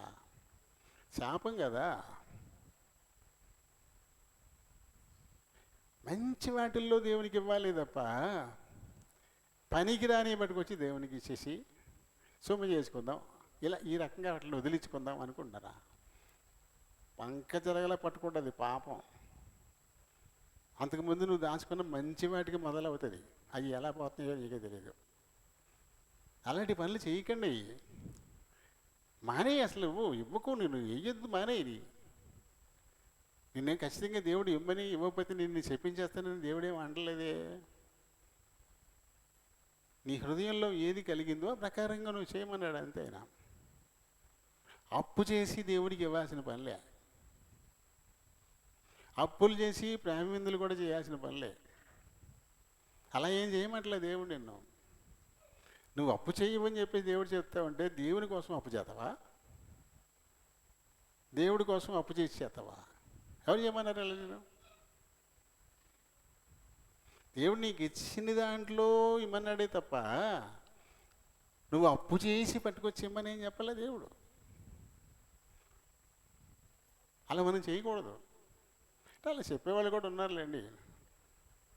నువ్వు అప్పు చేస్తావో ఏం చేస్తావో అనవసరం, దేవుడికి ఇవ్వాల్సిందే అని చెప్తున్నారంట. పాపం అప్పులు చేసి పట్టుకొచ్చి మరీ ఇస్తున్నారంట. దాంతో చాలామంది విమర్శిస్తున్నారు, మీ దేవుడు అప్పు చేసి పట్టుకొచ్చిమ్మన్నాడా? అది తప్పు. అలా ఎవరు చెప్పకూడదు. దేవుడు నీకు ఇచ్చినటువంటి సమృద్ధిలో నుంచి నీ హృదయపూర్వకంగా దేవునికి అర్పణ తీసుకొని రావాలి తప్ప నువ్వు అప్పు చేసి మూలుక్కుంటా, ముక్కుకుంటా, తిట్టుకుంటా, సపనార్థాలు పెట్టుకుంటా అది దేవునికి ఇష్టం అవ్వదు. అలాంటి అర్పణలు మనం చేయకూడదు.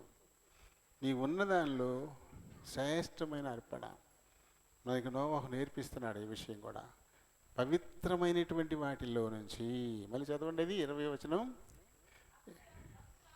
అప్పుడు నోవహు యెహోవాకు బలిపీఠం కట్టి పవిత్ర పశువులన్నిటిలోనూ కొన్ని తీసుకొని వచ్చి దహన బలిగా వాటన్నిటినీ అర్పించడం అనేది జరిగింది. ఎందుకంటే 7వ అధ్యాయాన్ని మనం చూస్తూ ఉంటే చూడండి, 7వ అధ్యాయం. అది కానీ 7వ అధ్యాయమమ్మా. యెహోవా ఈ తరం వారిలో నీవే నా ఎదుట నీతిమంతుడైనట్టు చూచితిని కనుక నీవును నీ ఇంటి వారును వాటిలో ప్రవేశించుడి. పవిత్ర జంతువులలో ప్రతి జాతి పోతులు 7ను పెంటులు 7ను, పవిత్రములు కాని జంతువులలో ప్రతి జాతి పోతును పెంటియు 2ను. పవిత్రమైనవి 7 వస్తాయన్నాడు, పవిత్రం కానివి 1 వస్తాయని చెప్పాడు. ఆ పవిత్రం కానివి ఏవో తగలెట్టే వదిలిపోద్ది కదా, ఇంక అన్నీ పవిత్రంగానే ఉంటాయని నోహ ఆలోచన చేయొచ్చు. కానీ అలా చేయలే. పవిత్రమైన వాటిలో నుంచి వాటిని తీసి దేవునికి దహన బలిగా ఇచ్చాడు. దాంతో దేవుడు చాలా సంతృప్తుడయ్యాడు. ఎంత కోపం! లోకమంతటినీ నాశనం చేసే అంతటి కోపం చల్లారిపోయింది. పాల పొంగు మీద నీళ్లు చల్లినట్టు అయిపోయింది. ఇంకేమీదట ఈ మనుషుల పాపాలను బట్టి లోకమంతటిని ఒకేసారి నేను నాశనం చెయ్యను. ఒక మంచి నిర్ణయం, ఒక మంచి నిబంధన ఈయన అర్పణే లోకానికి తీసుకొచ్చింది. మరి నీ అర్పణ నీ కుటుంబానికి తీసుకొస్తుందా? ఒక మంచి నియమం, నీ అర్పణ తీసుకొస్తుందా? నీ అర్పణ ఎలా ఉంది? దీన్ని ఆలోచన చేయాలి కదా. ఉన్న వాటిల్లో శ్రేష్టమైనది నువ్వేం మార్చక్కర్లేదు. కొత్త నోట్ లేదనుకోండి, ఆ కొత్త నోట్లు వాళ్ళని అడుక్కుని తీయకలే, మీ దగ్గర ఏమున్నాయి వాటిల్లో మంచిది. అంతేగాని అక్కడ ఇక్కడ నువ్వు మార్చాల్సిన పని లేదు, మార్చొద్దన్నాడు కూడా. ఏదైనా ఒక పశువును, అంటే గొర్రెనో మేకనో కోడినో దేవునికి నువ్వు అర్పణగా నిర్ణయించిన తర్వాత ఇది దేవునికి అని ప్రతిష్ఠించేసాక ఒకవేళ దానికి కాలు బెనికిందనుకోండి, నువ్వు మార్చొద్దు దాన్ని అన్నాడు. అంతే, అదే ఇచ్చేయాలి. నువ్వు దేవునికి ఇచ్చేసిన తర్వాత అయింది దానికి ఆ పని. అలా అయిపోయిన దాన్ని ఏమో నువ్వు ప్రతిష్ఠించలే. నువ్వు దేవునికి ప్రతిష్ఠించావు ఇది దేవునిది అని, ఆ తర్వాత దానికి ఒక అవలక్షణ వచ్చింది. కాబట్టి నీ తప్పేం లేదు, దాన్ని నువ్వు మార్చకూడదు. ఒకవేళ ఇది కాదు నేను మంచిది ఇస్తాను అంటే మంచిది కూడా ప్రతిష్ఠింపబడుతుంది, అప్పటికే గాయపడ్డది కూడా రెండూ దేవుని అయిపోతాయంట. దీన్ని ఆపుకోవడానికి లేదు, మళ్ళీ దీన్ని ఆపడానికి లేదు. కాలు పెరిగింది లేదు కాలు విరిగింది అని ఆపేవే, అది మానేసి మంచిది ఇచ్చావు కదా. అప్పుడు ఏమవుతుంది? ఆల్రెడీ ముందు నువ్వు ప్రతిష్ఠించింది కూడా దేవుడిదేనంట, అది కూడా ఇచ్చేయాల. అది ఎందుకు మార్చొద్దని ప్రభు చెబుతున్నాడు. ఉన్న వాటిల్లో ప్రశస్తమైనది ఏదో అది మాత్రమే దేవునికి నువ్వు బలిగా అర్పణ చేయాలి. అలాగే నీ హృదయంలో నుంచి ప్రతి మంచి ఇవి దేవుని కొరకు ఇవ్వాలి. అది ఎలా ఉంటుందంటే నువ్వు అనుభవించే ప్రతి శ్రేష్టమైనటువంటి పదార్థంలోనూ దేవునికి భాగం ఇయ్యాలా అని చెప్పబడింది. ప్రతి శ్రేష్టమైన దానిలోంచి భాగం ఇయ్యాలా అని చెప్పి ఇస్తున్నావా? నువ్వు దేవునికి ఇచ్చే ప్రతీదీ ఆశీర్వదింపబడుతుంది. ఏది దేవునికి తీసుకొచ్చావో అది ఆశీర్వదింపబడుతుంది దేవునికి ఇచ్చినప్పుడు. ఏలియా ఆ 3 అప్పాలు చేసి మొదటి అప్పు నా దగ్గరికి పట్టమన్నాడు ఆ సారిపతి విధవరాలని. అది తీసుకొచ్చిన ఈ ఒక్క అప్పాన్ని బట్టి మిగతా ఆశీర్వదింపబడడం మొదలయ్యాయి. ఏ పిండితో అప్పం చేశారు, ఏ నూనెతో అప్పం చేశారు, ఆ పిండి ఆ నూనె ఆశీర్వాదం పొందుతూనే ఉంది. అలాగే దేవునికి నువ్వు ఏది ఇచ్చిస్తావో, నీకు ఇంతుండే అందులో ఇంత దేవుని పట్టుకొస్తావో దీనిని బట్టి మొత్తం అది ఆశీర్వాదం పొందుతుంది, అది పాడైపోదు. అది ఎప్పటికీ నీకు మిగులుగానే ఉంటుంది. మళ్ళీ కొత్తది నువ్వు సిద్ధం చేసుకునేంత వరకు ఇది అయిపోదు. దాన్ని మనం చూస్తాం. ఇదివరకు అలానే చేసేవారు, కానీ అవన్నీ అయిపోయినాయి. ఇప్పుడు అలాంటివి ఏం చేయట్లే. వేరే ఆలోచన చేస్తున్నారు. అవి మనం పట్టుకెళ్ళినా అన్నయ్య గారు తింటారేంటి, నాకు ఇస్తున్నట్టు నాకెందుకు మియ్యి, మనం పట్టుకెళ్ళినా అన్నయ్య గారు తింటారేంటి, నేను తింటానో తిన్నావు నీకు అనవసరం. నా గొడవ ఎందుకు నీకు, నువ్వు తెచ్చేది దేవునికి కానీ నాకు కాదు. నాకు అనుకోకూడదు, నువ్వు ఇచ్చేది దేవునికి నాకు కాదు. నువ్వు తెచ్చేది దేవునికి ఇచ్చేసావు అనుకో, ఎవరో అవసరతలో ఉన్న వాళ్ళకి అవి ఉపయోగపడతాయా, వాళ్ళకి వెళ్ళిపోతాయి. ఇవ్వాల్సిన బాధ్యత ఉందంతే మనకి, నీ ఆశీర్వాదం కోసం. అది నీ ఆశీర్వాదం కోసమే. నీకు ఆల్రెడీ ఉన్నవన్నీ కూడా దీవింపబడాలంటే ప్రతి దానిలోనూ ప్రతి శ్రేష్టమైన దానిలో దేవునికి భాగం ఇయ్యాలి అని బైబిల్ చెబుతాను. ఇలాగే అపార్థం చేస్తారు, నేను అడుగుతాను అనుకుంటారని నేను చెప్పను, ఎందుకంటే అక్కర్లేదు కూడా. కానీ చెప్పకపోతే మీరు ఆశీర్వాదాలు పోతాయి కదా. మళ్ళీ ఎందుకు చెప్పాడు దేవుడు, నువ్వు చెప్పినప్పుడు వాళ్ళు దిద్దుకుంటే ధన్యులు. నువ్వు చెప్పలేదనుకో, చెప్తే దిద్దుకుంది కదా అనుకున్నారు అనుకో, అప్పుడు తప్పు నీదే అని బైబిల్ చెబుతాను. అందుకని చెప్పాల్సిన అవసరత నాకు ఉంది. దాన్ని బట్టి మీరు చేస్తే ఆశీర్వాదం పొందుకుంటారు. నీ కుటుంబానికి ఒక గొప్ప ప్రామిస్ ఇస్తాడు దేవుడు. శ్రేష్టమైన బలి అర్పణ ఎప్పుడైతే నోవాహు ఇచ్చాడో, లోకమంతటికి ఉపయోగపడి ఒక గొప్ప నిబంధన, ఒక గొప్ప వాగ్దానం దేవుడిచ్చాడు. అలాగే నీ అర్పణను బట్టి నీకు, నీ భర్తకు, నీ భార్యకు, నీ బిడ్డలకు, నీ కుటుంబానికి అవసరమైనటువంటి ఒక గొప్ప నిబంధన నీతో చేస్తాడు దేవుడు. నీ అర్పణను బట్టి సంతుష్టుడైతే, అంటే ఇదిగో శాపము, ఇదిగో ఆశీర్వాదము నీ ముందు పెడుతున్నాను దేవుడు చెప్పినట్టే.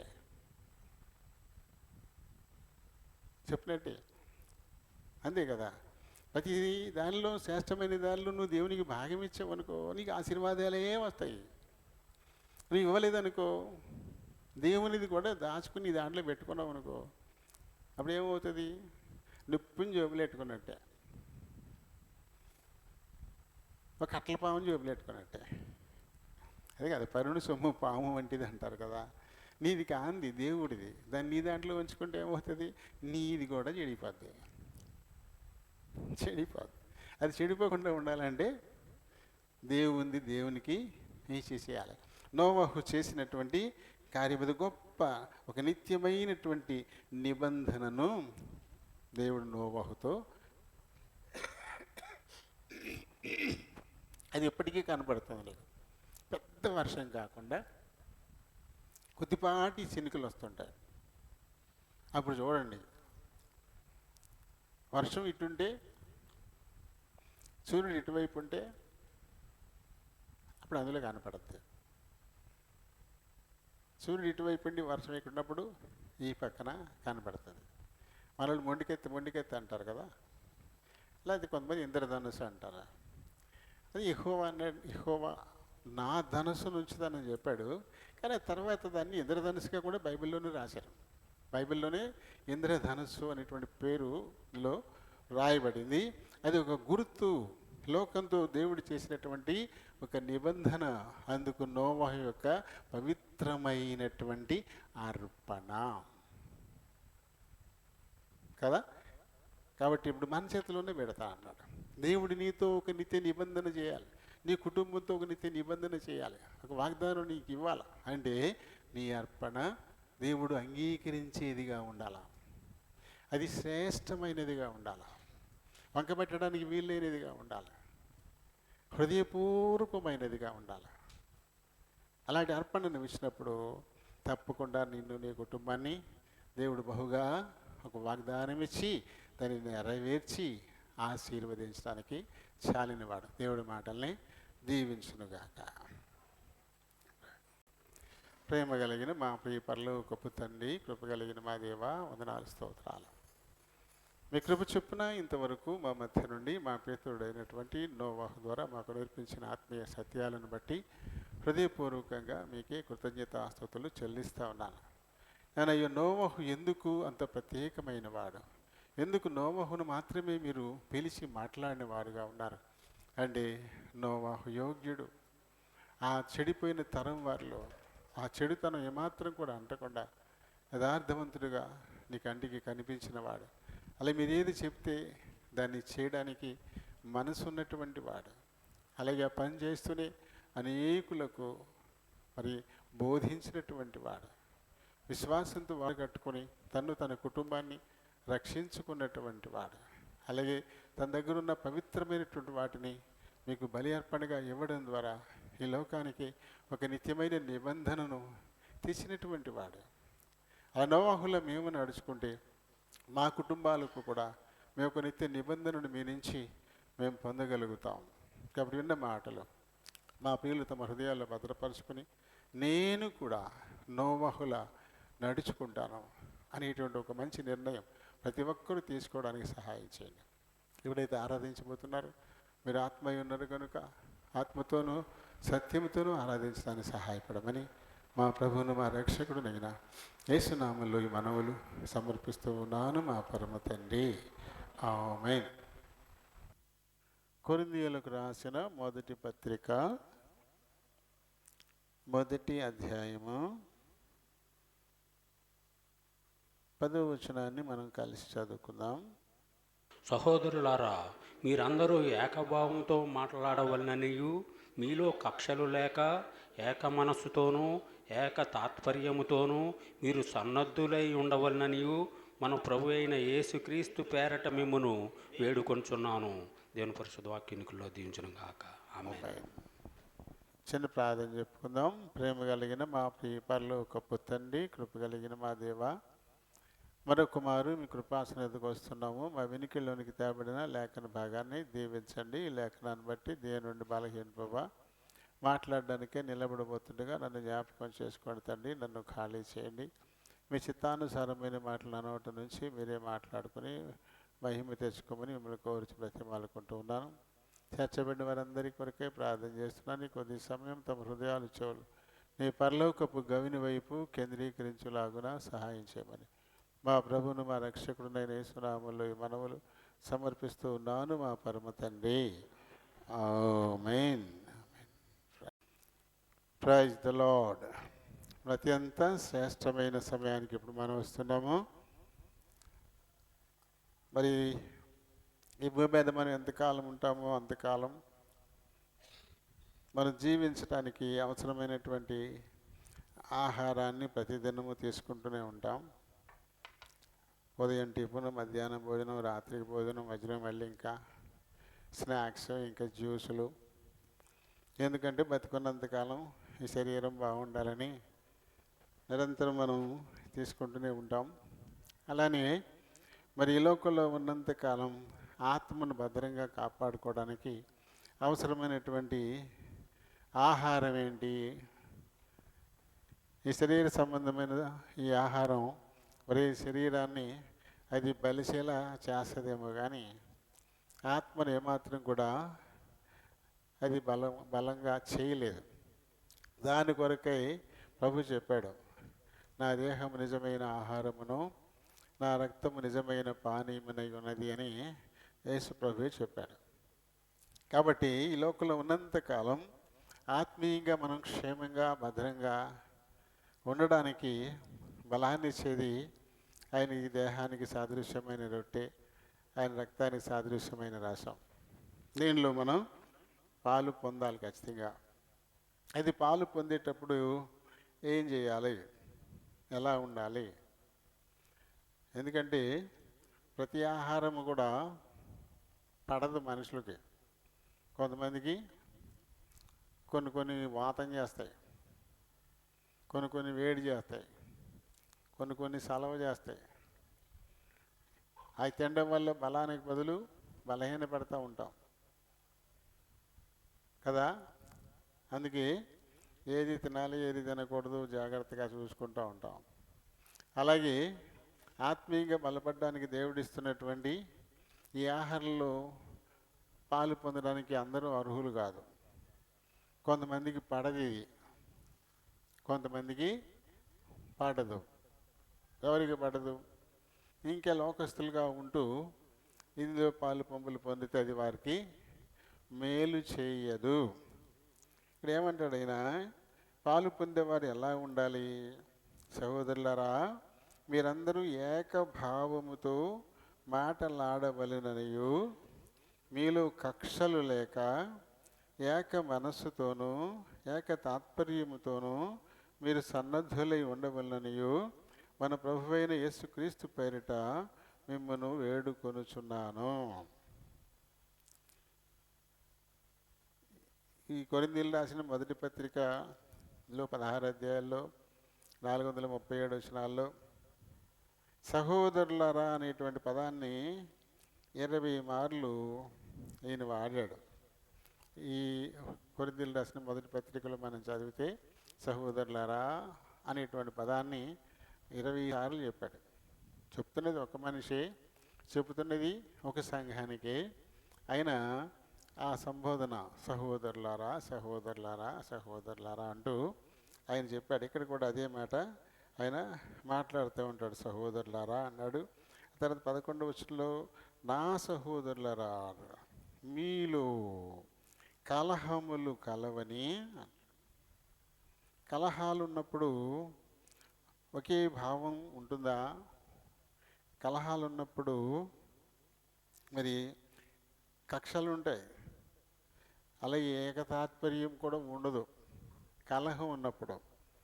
మరి కలహిస్తూ ఆ ఇంట్లో ఓ మంచి వంటకం చేసుకున్నారనుకోండి, ఏదో చికెన్ బిర్యానీలో రకరకాలు వస్తున్నాయి కదా, ఏదో రక బిర్యానీ ఇంట్లో చేశారు. అందరూ సంతోషంగా ఉంటే దాన్ని ఎంజాయ్ చేస్తారు, కానీ కలహం వస్తే అది బాగుంటుందా? దాన్ని సంతోషంగా తింటారా? పంచుకోగలరా? ఎంజాయ్ చేస్తారా? అది టేబుల్ మీద అలాగే ఉండిపోద్ది. ఎవరైనా వచ్చినా ఏదో ముక్కతో మూలుగుతో తినిపోతారు. సంతోషం ఉండదు అక్కడ. కలహం ఉన్నప్పుడు ఎలాంటిది చేసుకున్నా అది సంతృప్తినియదు, దానిని బట్టి సంతోషించలేరు. కలహం లేకుండా పప్పుచారు అప్పడం వేసుకున్నా చాలు, సంతృప్తిగా తినగలుగుతారా? అది శరీర సంబంధమైన ఆహారం. మరి ఆత్మ సంబంధమైన ఆహారం ఇందులో మరింతగా ఉంటాయి కదా, లిమిట్స్ ఉంటాయి ఇందులో ఖచ్చితంగా. ఆత్మ సంబంధమైన ఆహారం అంటే ప్రభు మనకిచ్చిన ఆయన దేహానికి సాదృశ్యమైన రొట్టె, ఆయన రక్తానికి సాదృశ్యమైన రసం. అందులో పాలు పంపులు పొందేటప్పుడు కూడా కలహాలు కక్షలు పనికి రావు. కలహిస్తూనే కక్షలు పెట్టుకుని ఒకరినొకరు శాపనార్థాలు పెట్టుకుంటూ ఒకరి మంచి ఒకరు చూడలేక తిట్టుకుంటూ ఈ ఆహారంలో పాలు పొందారు నాకుండా ఇది చాలా హాని చేస్తుందట. పడదు, ఇది పడదు. నేను బంగాళదుంప తిన్నమ్మా వాతం వచ్చేస్తుంది అని మానేస్తాం కదా. బంగాళదుంప పడదు నాకు అని మానేస్తాం. తిన్నాము ఖచ్చితంగా వాతం వచ్చి కాలు చేతుల్లో ఆగే పరిస్థితులు అయిపోతాయి, మనకు తెలుసు బాగా. కాబట్టి దాని జోలికి వెళ్ళాం. అలానే ఈ ఆత్మ సంబంధమైన ఈ ఆహారం కూడా నీలో కక్షలుంటే ఇది నీకు పడదు. అసూయలు ద్వేషాలు ఉంటే పడదు నీకు. ఓర్వలేనితనం ఉంటే నీకు పడదు. ఇది నీకు పడాలి అంటే దేవుని ప్రేమ ఉండాలి నీలో, దేవుని సహనం ఉండాలి, దేవుని ఓర్పు ఉండాలి, దేవుని క్షమాగుణం ఉండాలి, దేవుని దీర్ఘశాంతం ఉండాలి, శత్రువుని కూడా ప్రేమించగలగాలి, శత్రువు కొరకు కూడా నువ్వు ప్రార్థన చేయగలగాలి, నీకున్నది లేని వారితో పంచుకునే మనసు ఉండాలి, ప్రతి శ్రేష్టమైనది పంచుకోవడానికి ఇష్టపడాలి కదా. మనకు స్వభావం ఉంటుంది, కొంతమంది పెడతారు మంచి ఉంచుకుని మంచి కానీ ఇస్తారు. అప్పుడు నువ్వు పెట్టినా పెట్టకపోయినా ఒకటే. శ్రేష్టమైన వాటిలోనే పెట్టాలి, అప్పుడే కదా నీ హృదయం సరిగా ఉన్నట్టు, లోభం లేనట్టు, మనకి మంచి వల్ల మనకు ఉంచేసుకుని ఇది మనకు అంతగా పనికిరాని వల్ల ఏరేసి వాళ్ళకి పంచిపెట్టేసి అబ్బో ఎంత మంచి పెట్టు అని అందరూ అనుకోవాలనుకుంటే దేవుడు చూడట్లే నీ పెట్టి ఎలా ఉందో. నీ హృదయాన్ని బట్టి ఇవన్నీ జరుగుతూ ఉంటాయి. కాబట్టి హృదయం ఎలా ఉంది ముందు? నువ్వు పొందిన బాప్తిస్మం హృదయానికైనా శరీరానికా? కొంతమంది ఏంటంటే బాప్తిస్మం పొందితే చాలు బల్లలో పాలు పంపులు పొందేయచ్చు అనుకుంటారు. నేను ఎప్పుడూ రక్షణ తీసేసుకున్నాను కాబట్టి బాప్తిస్మం పొందాను కాబట్టి బల్లలో పాలు పొందడానికి నాకు టికెట్ వచ్చేసినట్టే. అలా అనుకున్న వాళ్ళు తమను తాము మోసపుచ్చుకుంటున్నారు అంతే.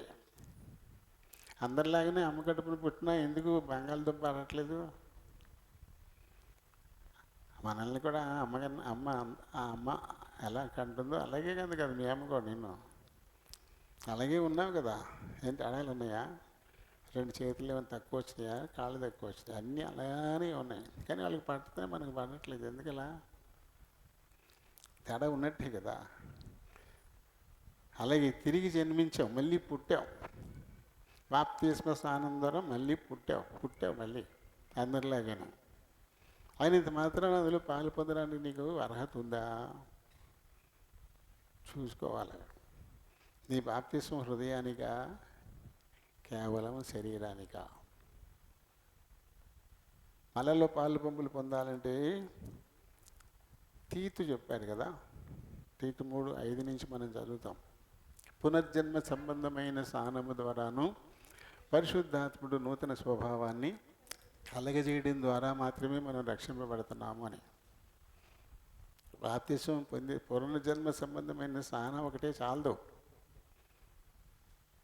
పరిశుద్ధాత్ముడు నూతన స్వభావాన్ని కలిగించాలి. మన హృదయంలో పాతవన్నీ పోయి కొత్తవి రావాలా. అంతకు ముందున్నటువంటి కలహం పోవాలి, అంతకు ముందున్నటువంటి కక్షలు పోవాలి కదా. ఇవన్నీ ఎవరికి తెలుస్తాయి? మనకే తెలుస్తాయి, ఇతరులకు తెలియవు. మనకే కదా. చూడండి, దీంట్లోనే 2వ అధ్యాయంలో 11వ వచనంలో అంటాడు, ఒక మనుషుని సంగతులు అతనిలోనున్న మనుష్యాత్మకే కానీ మనుషులలో మరి ఎవరికి తెలియను. ఎవరికి తెలుస్తాయి? మనకే తెలుసు. నిజమే, ప్రభు దేహానికి సాదృశ్యమైన ఈ రొట్టె, ఆయన రక్తానికి సాదృశ్యమైన ఈ రసం నాకు పడుద్దా, నా శరీరానికి పడుతుందా అని ఎవరికి తెలుస్తుంది? మనకే తెలుస్తుంది. ఎందుకంటే పాలు పొందడానికి ఉండకూడనివి ఏంటో ఉండాల్సినవి ఏంటో బైబిల్ స్పష్టంగా చెబుతుంది.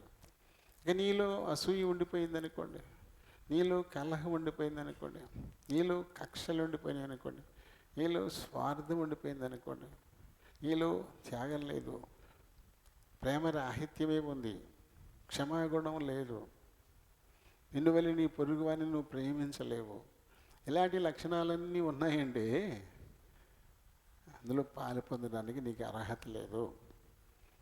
అప్పుడు నువ్వు ఈ పాలు పొందితే నీ శరీరానికి పడదు. దీనివల్లే మీలో అనేకులు రోగులు, చాలామంది బలహీనులు అవుతున్నారు, చాలామంది చనిపోతున్నారని కూడా 11వ అధ్యాయంలో 28వ వచనం నుంచి మనం చదువుకుంటే పౌలు గారు చెప్పారు కదా. అంటే పడదనమాట వాళ్ళకి. అసూయలు, కక్షలు, కల్మషాలు, శరీర కార్యాలన్నీ అలానే పెట్టుకుని ఆత్మఫలం అనేది లేకుండా నేను బాప్తిస్మం పొందేశాను, నేను అర్హురాలని, ప్రభు బలలో పాలు పొందడానికి నాకే ఎక్కువ అర్హత ఉంది అని అనుకుని నువ్వు త్వరపడి చేయి పెడితే వాతం చేద్దే, ఖచ్చితంగా బలహీనత వచ్చింది. చాలామంది అయితే చచ్చిపోతున్నారని కూడా చెప్పాడు ఆయన. చాలామంది చనిపోతున్నారని కూడా చెప్పాడు. కాబట్టి ఏం చేయాలి? పాలు పొందాలి తప్పకుండా. అయితే అందుకు తగిన విధంగా మనల్ని మనం సిద్ధం చేసుకోవాలి. సిద్ధం చేసుకుని దానిలో పాలు పొందాలి ఖచ్చితంగా. పాలు పొందకపోతే ప్రభు రాకడ వరకు ఆత్మీయంగా మనం సిద్ధపడి ఉండలేం, లోకంలో కలిసిపోతాం. ఇందులో నువ్వు పాలు పొందడం ద్వారా నీ చుట్టూ ఒక వలయం ఏర్పడుతుంది, భద్రతా వలయం. అది నిన్ను పాపంలో ఇక పడనివ్వదు. పరిశుద్ధుడైన ప్రభు దేహానికి సాదృశ్యమైన రొట్టెలో, ఆయన రక్తానికి సాదృశ్యమైన రసంలో నేను పాలు పంపులు పొందాను. అటువంటి నేను ఎలా లోకులతో కలిసిపోతాను, ఎలా లోకాశలు వెంబడిపోతాను, ఎలా లోకుల్లో ప్రవర్తిస్తాను? నేను అలా ఉండను, అలా ఉండకూడదు అనేటువంటి ఒక భయం, యెహోవా యందలి భయం, అది నీ చుట్టూ ఎప్పుడు కూడా వైఫైలా ఉంటుందన్నమాట. మన చుట్టూ వైఫైలా ఆక్రమించుకొని ఉంటుంది. లోకం మనల్ని నెట్టుద్ది తప్పులో పడిపోవడానికి, తప్పుడు మాటలు మాట్లాడడానిక, పోగొట్టిన చోట్లకు పోవడానిక, తినకూడని తినడానిక. ఈ లోకం మనల్ని ప్రెస్ చేస్తుంటుంది, ఒత్తిడి తీసుకొస్తుంది. కానీ ఎప్పుడైతే ఈ భయం ఉంటుందో అది నిన్ను పన్నయ్యదు. వద్దమ్మా, నేను ఇటువంటి వాటిని నేను తీసుకోను, ఇలాంటి వాటి నేను పోను, నేను చేయను, నేను పోకూడదు అనేటువంటి ఒక భయము మనల్ని ఎప్పుడు నియంత్రిస్తూ ఉంటుంది. కాబట్టి ఇందులో పాలు పొందడం వల్ల మేలే కలగాలి మనకి. అందుకు తగిన విధంగా మనల్ని మనం సిద్ధం చేసుకుని పాలు పొందాలి తప్ప ఈ లోక సంబంధమైనటువంటి జ్ఞానం ఉంటుంది. ఏదో అంటారు, రొట్టె ఆయన శరీరం ఎలా అవుతుంది, రసం ఆయన రక్తం ఎలా అవుతుంది, ఆ ఇంట్లో తయారు చేసిన అట్టే కదా అది, ద్రాక్షరసం వేసంతో కలిపిందే కదా అది. ఇది ఈ లోక జ్ఞానం చెప్పేది. కానీ ప్రభు ఏం చెప్పాడు? ఆయన ఒక రొట్టె ఎత్తి పట్టుకొని, ఇది మీ కొరకు విరువబడుతున్న నా దేహము అని చెప్పాడు. ఆయన నా శరీరము, దీనిలో పాలు పొందండి. అలాగే పాత్రను ఎత్తి పట్టుకొని, ఇది మీ కొరకు చెందింపబడుతున్న నా రక్తము వలననైన క్రొత్త నిబంధన అని ప్రభువే ఆయన నోటితో ఆయన చెప్పిన తర్వాత అది మామూలు రొట్టె ఎలా అవుతుంది? అది లోకస్తులకి మామూలు రొట్టె, ఈ లోక జ్ఞానానికి ఇది మామూలు రొట్టె. కానీ ఈ లోక జ్ఞానం దేవుని దృష్టికి ఎలా ఉందంట? అది వెర్రితనంగా ఉందంట. ఈ లోక జ్ఞానము దేవుని దృష్టికి అది వెర్రితనంగా ఉంది. కాబట్టి ఇలాంటి తర్కాలు మనం చేయకూడదంట. తర్కాలు మనం చేయకూడదు. 1:18 నుంచి చదివితే, సిలువను గూర్చిన వార్త నశించుచున్న వారికి వెర్రితనము, కానీ రక్షింపబడుచున్న మనకు దేవుని శక్తి. ఇందు విషయమై యెషయా 19:3-12 చెప్పిన మాటలు ఇక్కడ ప్రస్తావించాడు. జ్ఞానుల జ్ఞానమును నాశనము చేతును, వివేకుల వివేకమును శూన్యపరతును అని వ్రాయబడి ఉన్నది. జ్ఞాని ఏమయ్యను, శాస్త్రి ఏమయ్యను, ఈ లోకపు తర్కవాది ఏమయ్యను? ఈ లోక జ్ఞానమును దేవుడు వెర్రితనముగా చేసి ఉన్నాడు కదా. దేవుని జ్ఞానానుసారముగా లోకము తన జ్ఞానము చేత దేవునిని ఎరుగకుండినందున సువార్త ప్రకటన అను వెర్రితనము చేత నమ్ము వారిని రక్షించుట దేవుని దయాపూర్వక సంకల్పమైంది అంటాడు. లోకస్తులకి సువార్త వెర్రితనంగానే ఉంటుంది. ఏంటి సువార్త? నోవాహు చెప్పింది అందరికీ వెర్రితనంగానే ఉంది. నోవాహు సువార్త చెప్పాడు, అమ్మా దేవుడు జలప్రళయం చేత లోకాన్ని నాశనం చేసేయాలంటున్నాడు, చేసేస్తానంటున్నాడు, నీ కుటుంబం కోసం ఒక వాడ చేసుకోమన్నాడు అని చెప్తామంటే వాళ్ళందరూ ఇది వెర్రుడు, ఇది మతిపోయింది అని వెర్రితనంగానే అన్నారు ఆ సువార్తనం. కానీ అది వెర్రితనం అయిందా? అది సత్యమని తెలిసినప్పుడు గుండెలు బాదుకున్నారు. ఎన్నాళ్ళు నువ్వు చెప్పినా మేము వినలేదు బాబోయ్, తాత తలుపుతీవా తలుపుతీవా, నోవాహు తాత తలుపుతీవా అరిచారు, ఏడ్చారు, మొత్తుకున్నారు. ఏమీ ప్రయోజనం లేదు. ఎందుకంటే ఆ సువార్తను వాళ్ళు వెర్రితనంగా భావించారు. అలాగే ఇప్పుడు కూడా ఈ సువార్తను గురించిన, ఈ సిలువను గురించిన సువార్తను లోకులు వెర్రితనం అనుకుంటున్నారు. కానీ ఇది సత్యమని తెలిసే రోజు వచ్చింది, అప్పుడు ఏం చేయలేరు. ఇంకా తమ ఫలాన్ని వాళ్ళు పొందే ఉంటారు. అయితే దేవుడు మనకి వెర్రోళ్ళమైన మనకి ఈ జ్ఞానం ఇచ్చాడు, ఈ రక్షణ మన దగ్గరికి తీసుకొచ్చాడు. జ్ఞానులను పక్కన పెట్టి మన దగ్గరికి ఈయన తీసుకొచ్చాడు. చూడండి ఏమంటాడు ఇందులోను 23 వచ్చిన నేను చూస్తే, అయితే మేము సిలువ వేడిన క్రీస్తును ప్రకటించుచున్నాము, ఆయన యూదులకు ఆటంకముగాను అన్య జనులకు వెర్రితనముగాను ఉన్నాడు. అప్పుడు యూదులు ఏం చేశారు? ఈ ఆటంకంగా చూశారు ఆయన్ని. యూదామతం, యెహోవాయే దేవుడు అలా అనుకున్నటువంటి వాళ్ళందరికీ యేసు ప్రభు ఆటంకంగా వాళ్ళు తలంచి ఆయన సిలువ వేసి చంపించేసిన వారుగా కనబడుతూ ఉన్నారు. అలాగే అన్యజనులకి వాళ్ళకి ఏమీ తెలియదు కాబట్టి వాళ్ళకి ఎలా ఉంది? వెర్రితనంగానే వాళ్ళకి అనిపించింది. అన్ని జనులకి అది వెర్రితనంగానే కనపడింది. కానీ మరి దేవుడు మనుషులకి ఇచ్చింది మనుషుల జ్ఞానం కంటే మించింది. అది మనుషులకి అర్థం కాదు. అర్థం కాని దాన్ని తెలుసుకోవడానికి ప్రయత్నం చేయాలి. అర్థం కాదని వదిలిపెట్టేలా దాన్ని మళ్ళీ మళ్ళీ దాని గురించి ఆలోచన చేసి మనం తెలుసుకుంటూనే ఉండాలి. తెలుసుకునే ప్రయత్నం ఎప్పుడైతే మనం చేస్తామో సువార్తలోని సత్యం అది బయలుపడకపోదు. వెర్రి అనుకున్నటువంటి వారికి ఇదే సత్యమని ఖచ్చితంగా తెలిసి తీరుతుంది. అలాంటి ఎన్నో రుజువులు అవుతున్నాయి. ఎన్నెన్నో. ఒకప్పుడు ఎర్ర సముద్రం పాయలైందంటే అది వెర్రితనంగా అనుకున్నారు. కానీ ఇప్పుడు అక్కడ ఫరో రథాల చక్రాలు, అప్పుడు గుర్రాల హస్తపంజరాలు ఇవన్నీ అక్కడ కుప్పలు కుప్పలుగా కనపడుతున్నాయి. ఎక్కడ ఇశ్రాయేలీయులు ఎర్ర సముద్రాన్ని దాటిపోయారు, ఎక్కడ ఐగుప్తు సైన్యాన్ని ఎర్ర సముద్రంలో ముంచేశాడని బైబిల్ చెప్తుందో ఆ ప్రాంతంలో ఫరో ఐగుప్తీయుల యొక్క రథాల చక్రాలు జరుగుతున్నాయి అక్కడ.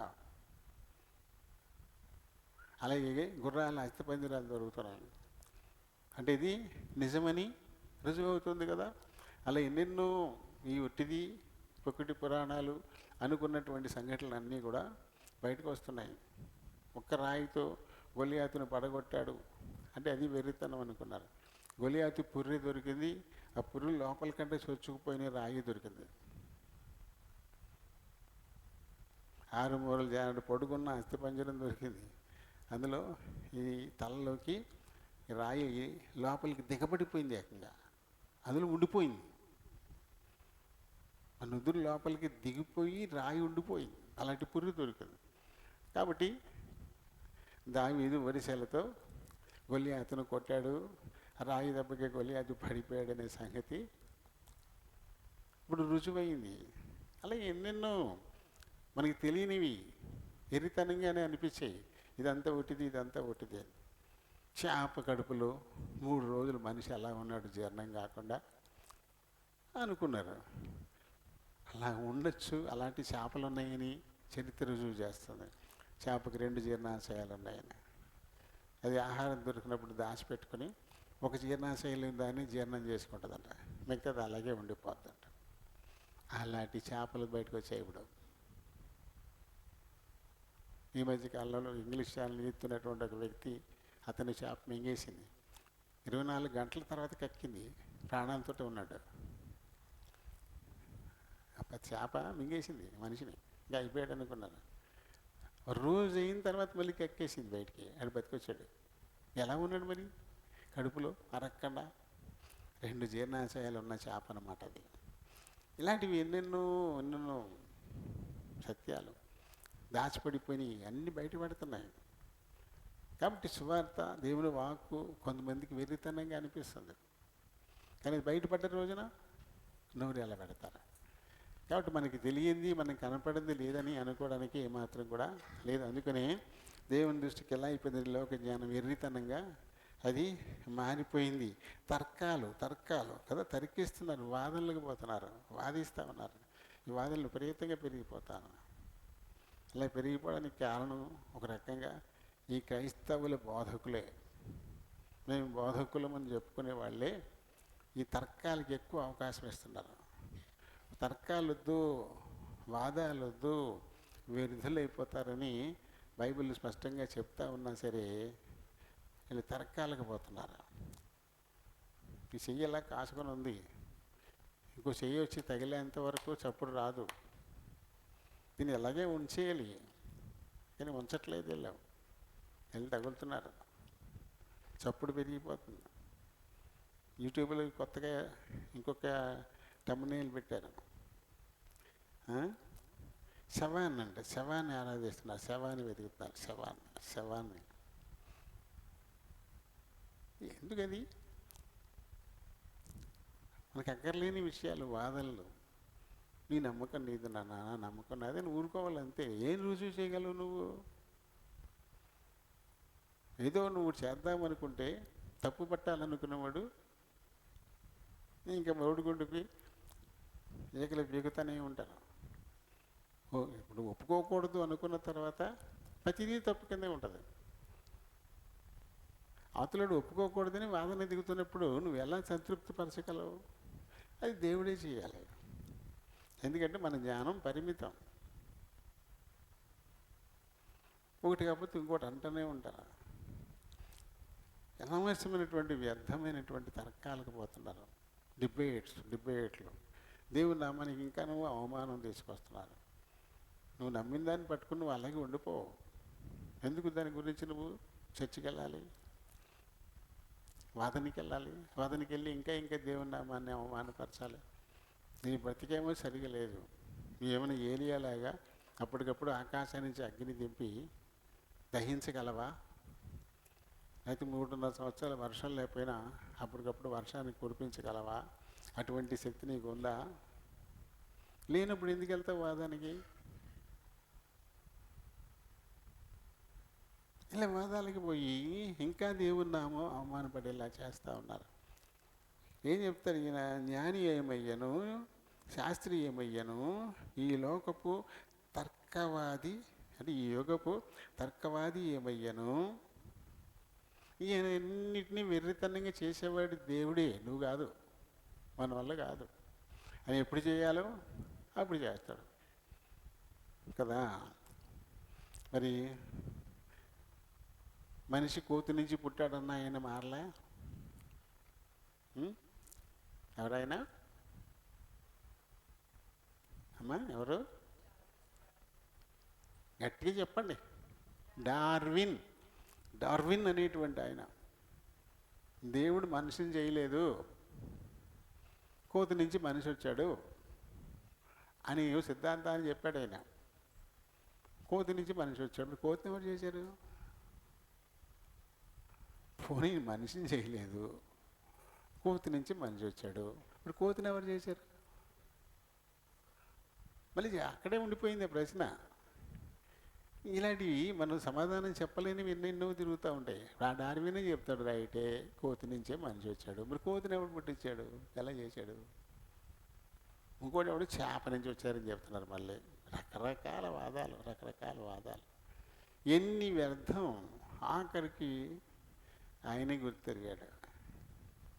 డార్విన్ చెప్పేశాడు, Bible is the royal book, అందులో ఏం రాయబడి ఉందో అది సత్యం అని ఆయనే ఒప్పేసుకున్నాడు. ఆఖరికి ఈ తర్కాలు పోతున్నాయి. ఈ తర్కవాదుల తర్కాలన్నీ తేలిపోతున్నాయి. దేవుని సత్యం ముందు ఏది నిలబడదు. అది ఆయనే ప్రూవ్ చేసుకుంటాడు. మీకెందుకు అనవసరంగా ఆయన నామానికి అవమానం తెచ్చేలా వేదికలు ఎక్కిపోయి డిబేట్లకు వెళ్ళడం? ఏమైపోయాడు తర్కవాది? ఏమయ్యాడు?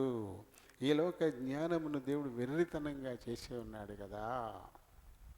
ఈ లోకం ఎంత జ్ఞానంతో వాదించినా ఆఖరికి అది వెర్రితనంగానే అది మిగిలిపోద్ది. కాబట్టి అటువంటి దాని గురించి ఎందుకు మనకి? అస్సలు మనమేంటి, మన వరకు మనం చూసుకోవాలి. ప్రభు బలలో పాలు పొందడానికి నేను అర్హుడేనా, అర్హురాలనేనా? బలలో పాలు పొందడానికి అవసరమైనవి ఏంటో అవి నేను కలిగి ఉన్నానా లేదా? కలిగి ఉండి పాలు పొందితే ధన్యుడనే. కలిగి లేకుండా పాలు పొందితే రోగులు అవుతున్నారు, బలహీనలు అవుతున్నారు, చనిపోతున్నారు కూడా ప్రభు చెబుతున్నాడు. కాబట్టి నేను నిర్లక్ష్యంగా ఇందులో పాలు పొందను. నన్ను చాలా జాగ్రత్తగా పరిశీలించుకొని తగిన యోగ్యతతో దీనిలో పాలు పొందుతాను అని ఎవరు అనుకుంటారో వాళ్ళే ధన్యులు. దేవుడి మాటల్ని దీవించునుగాక.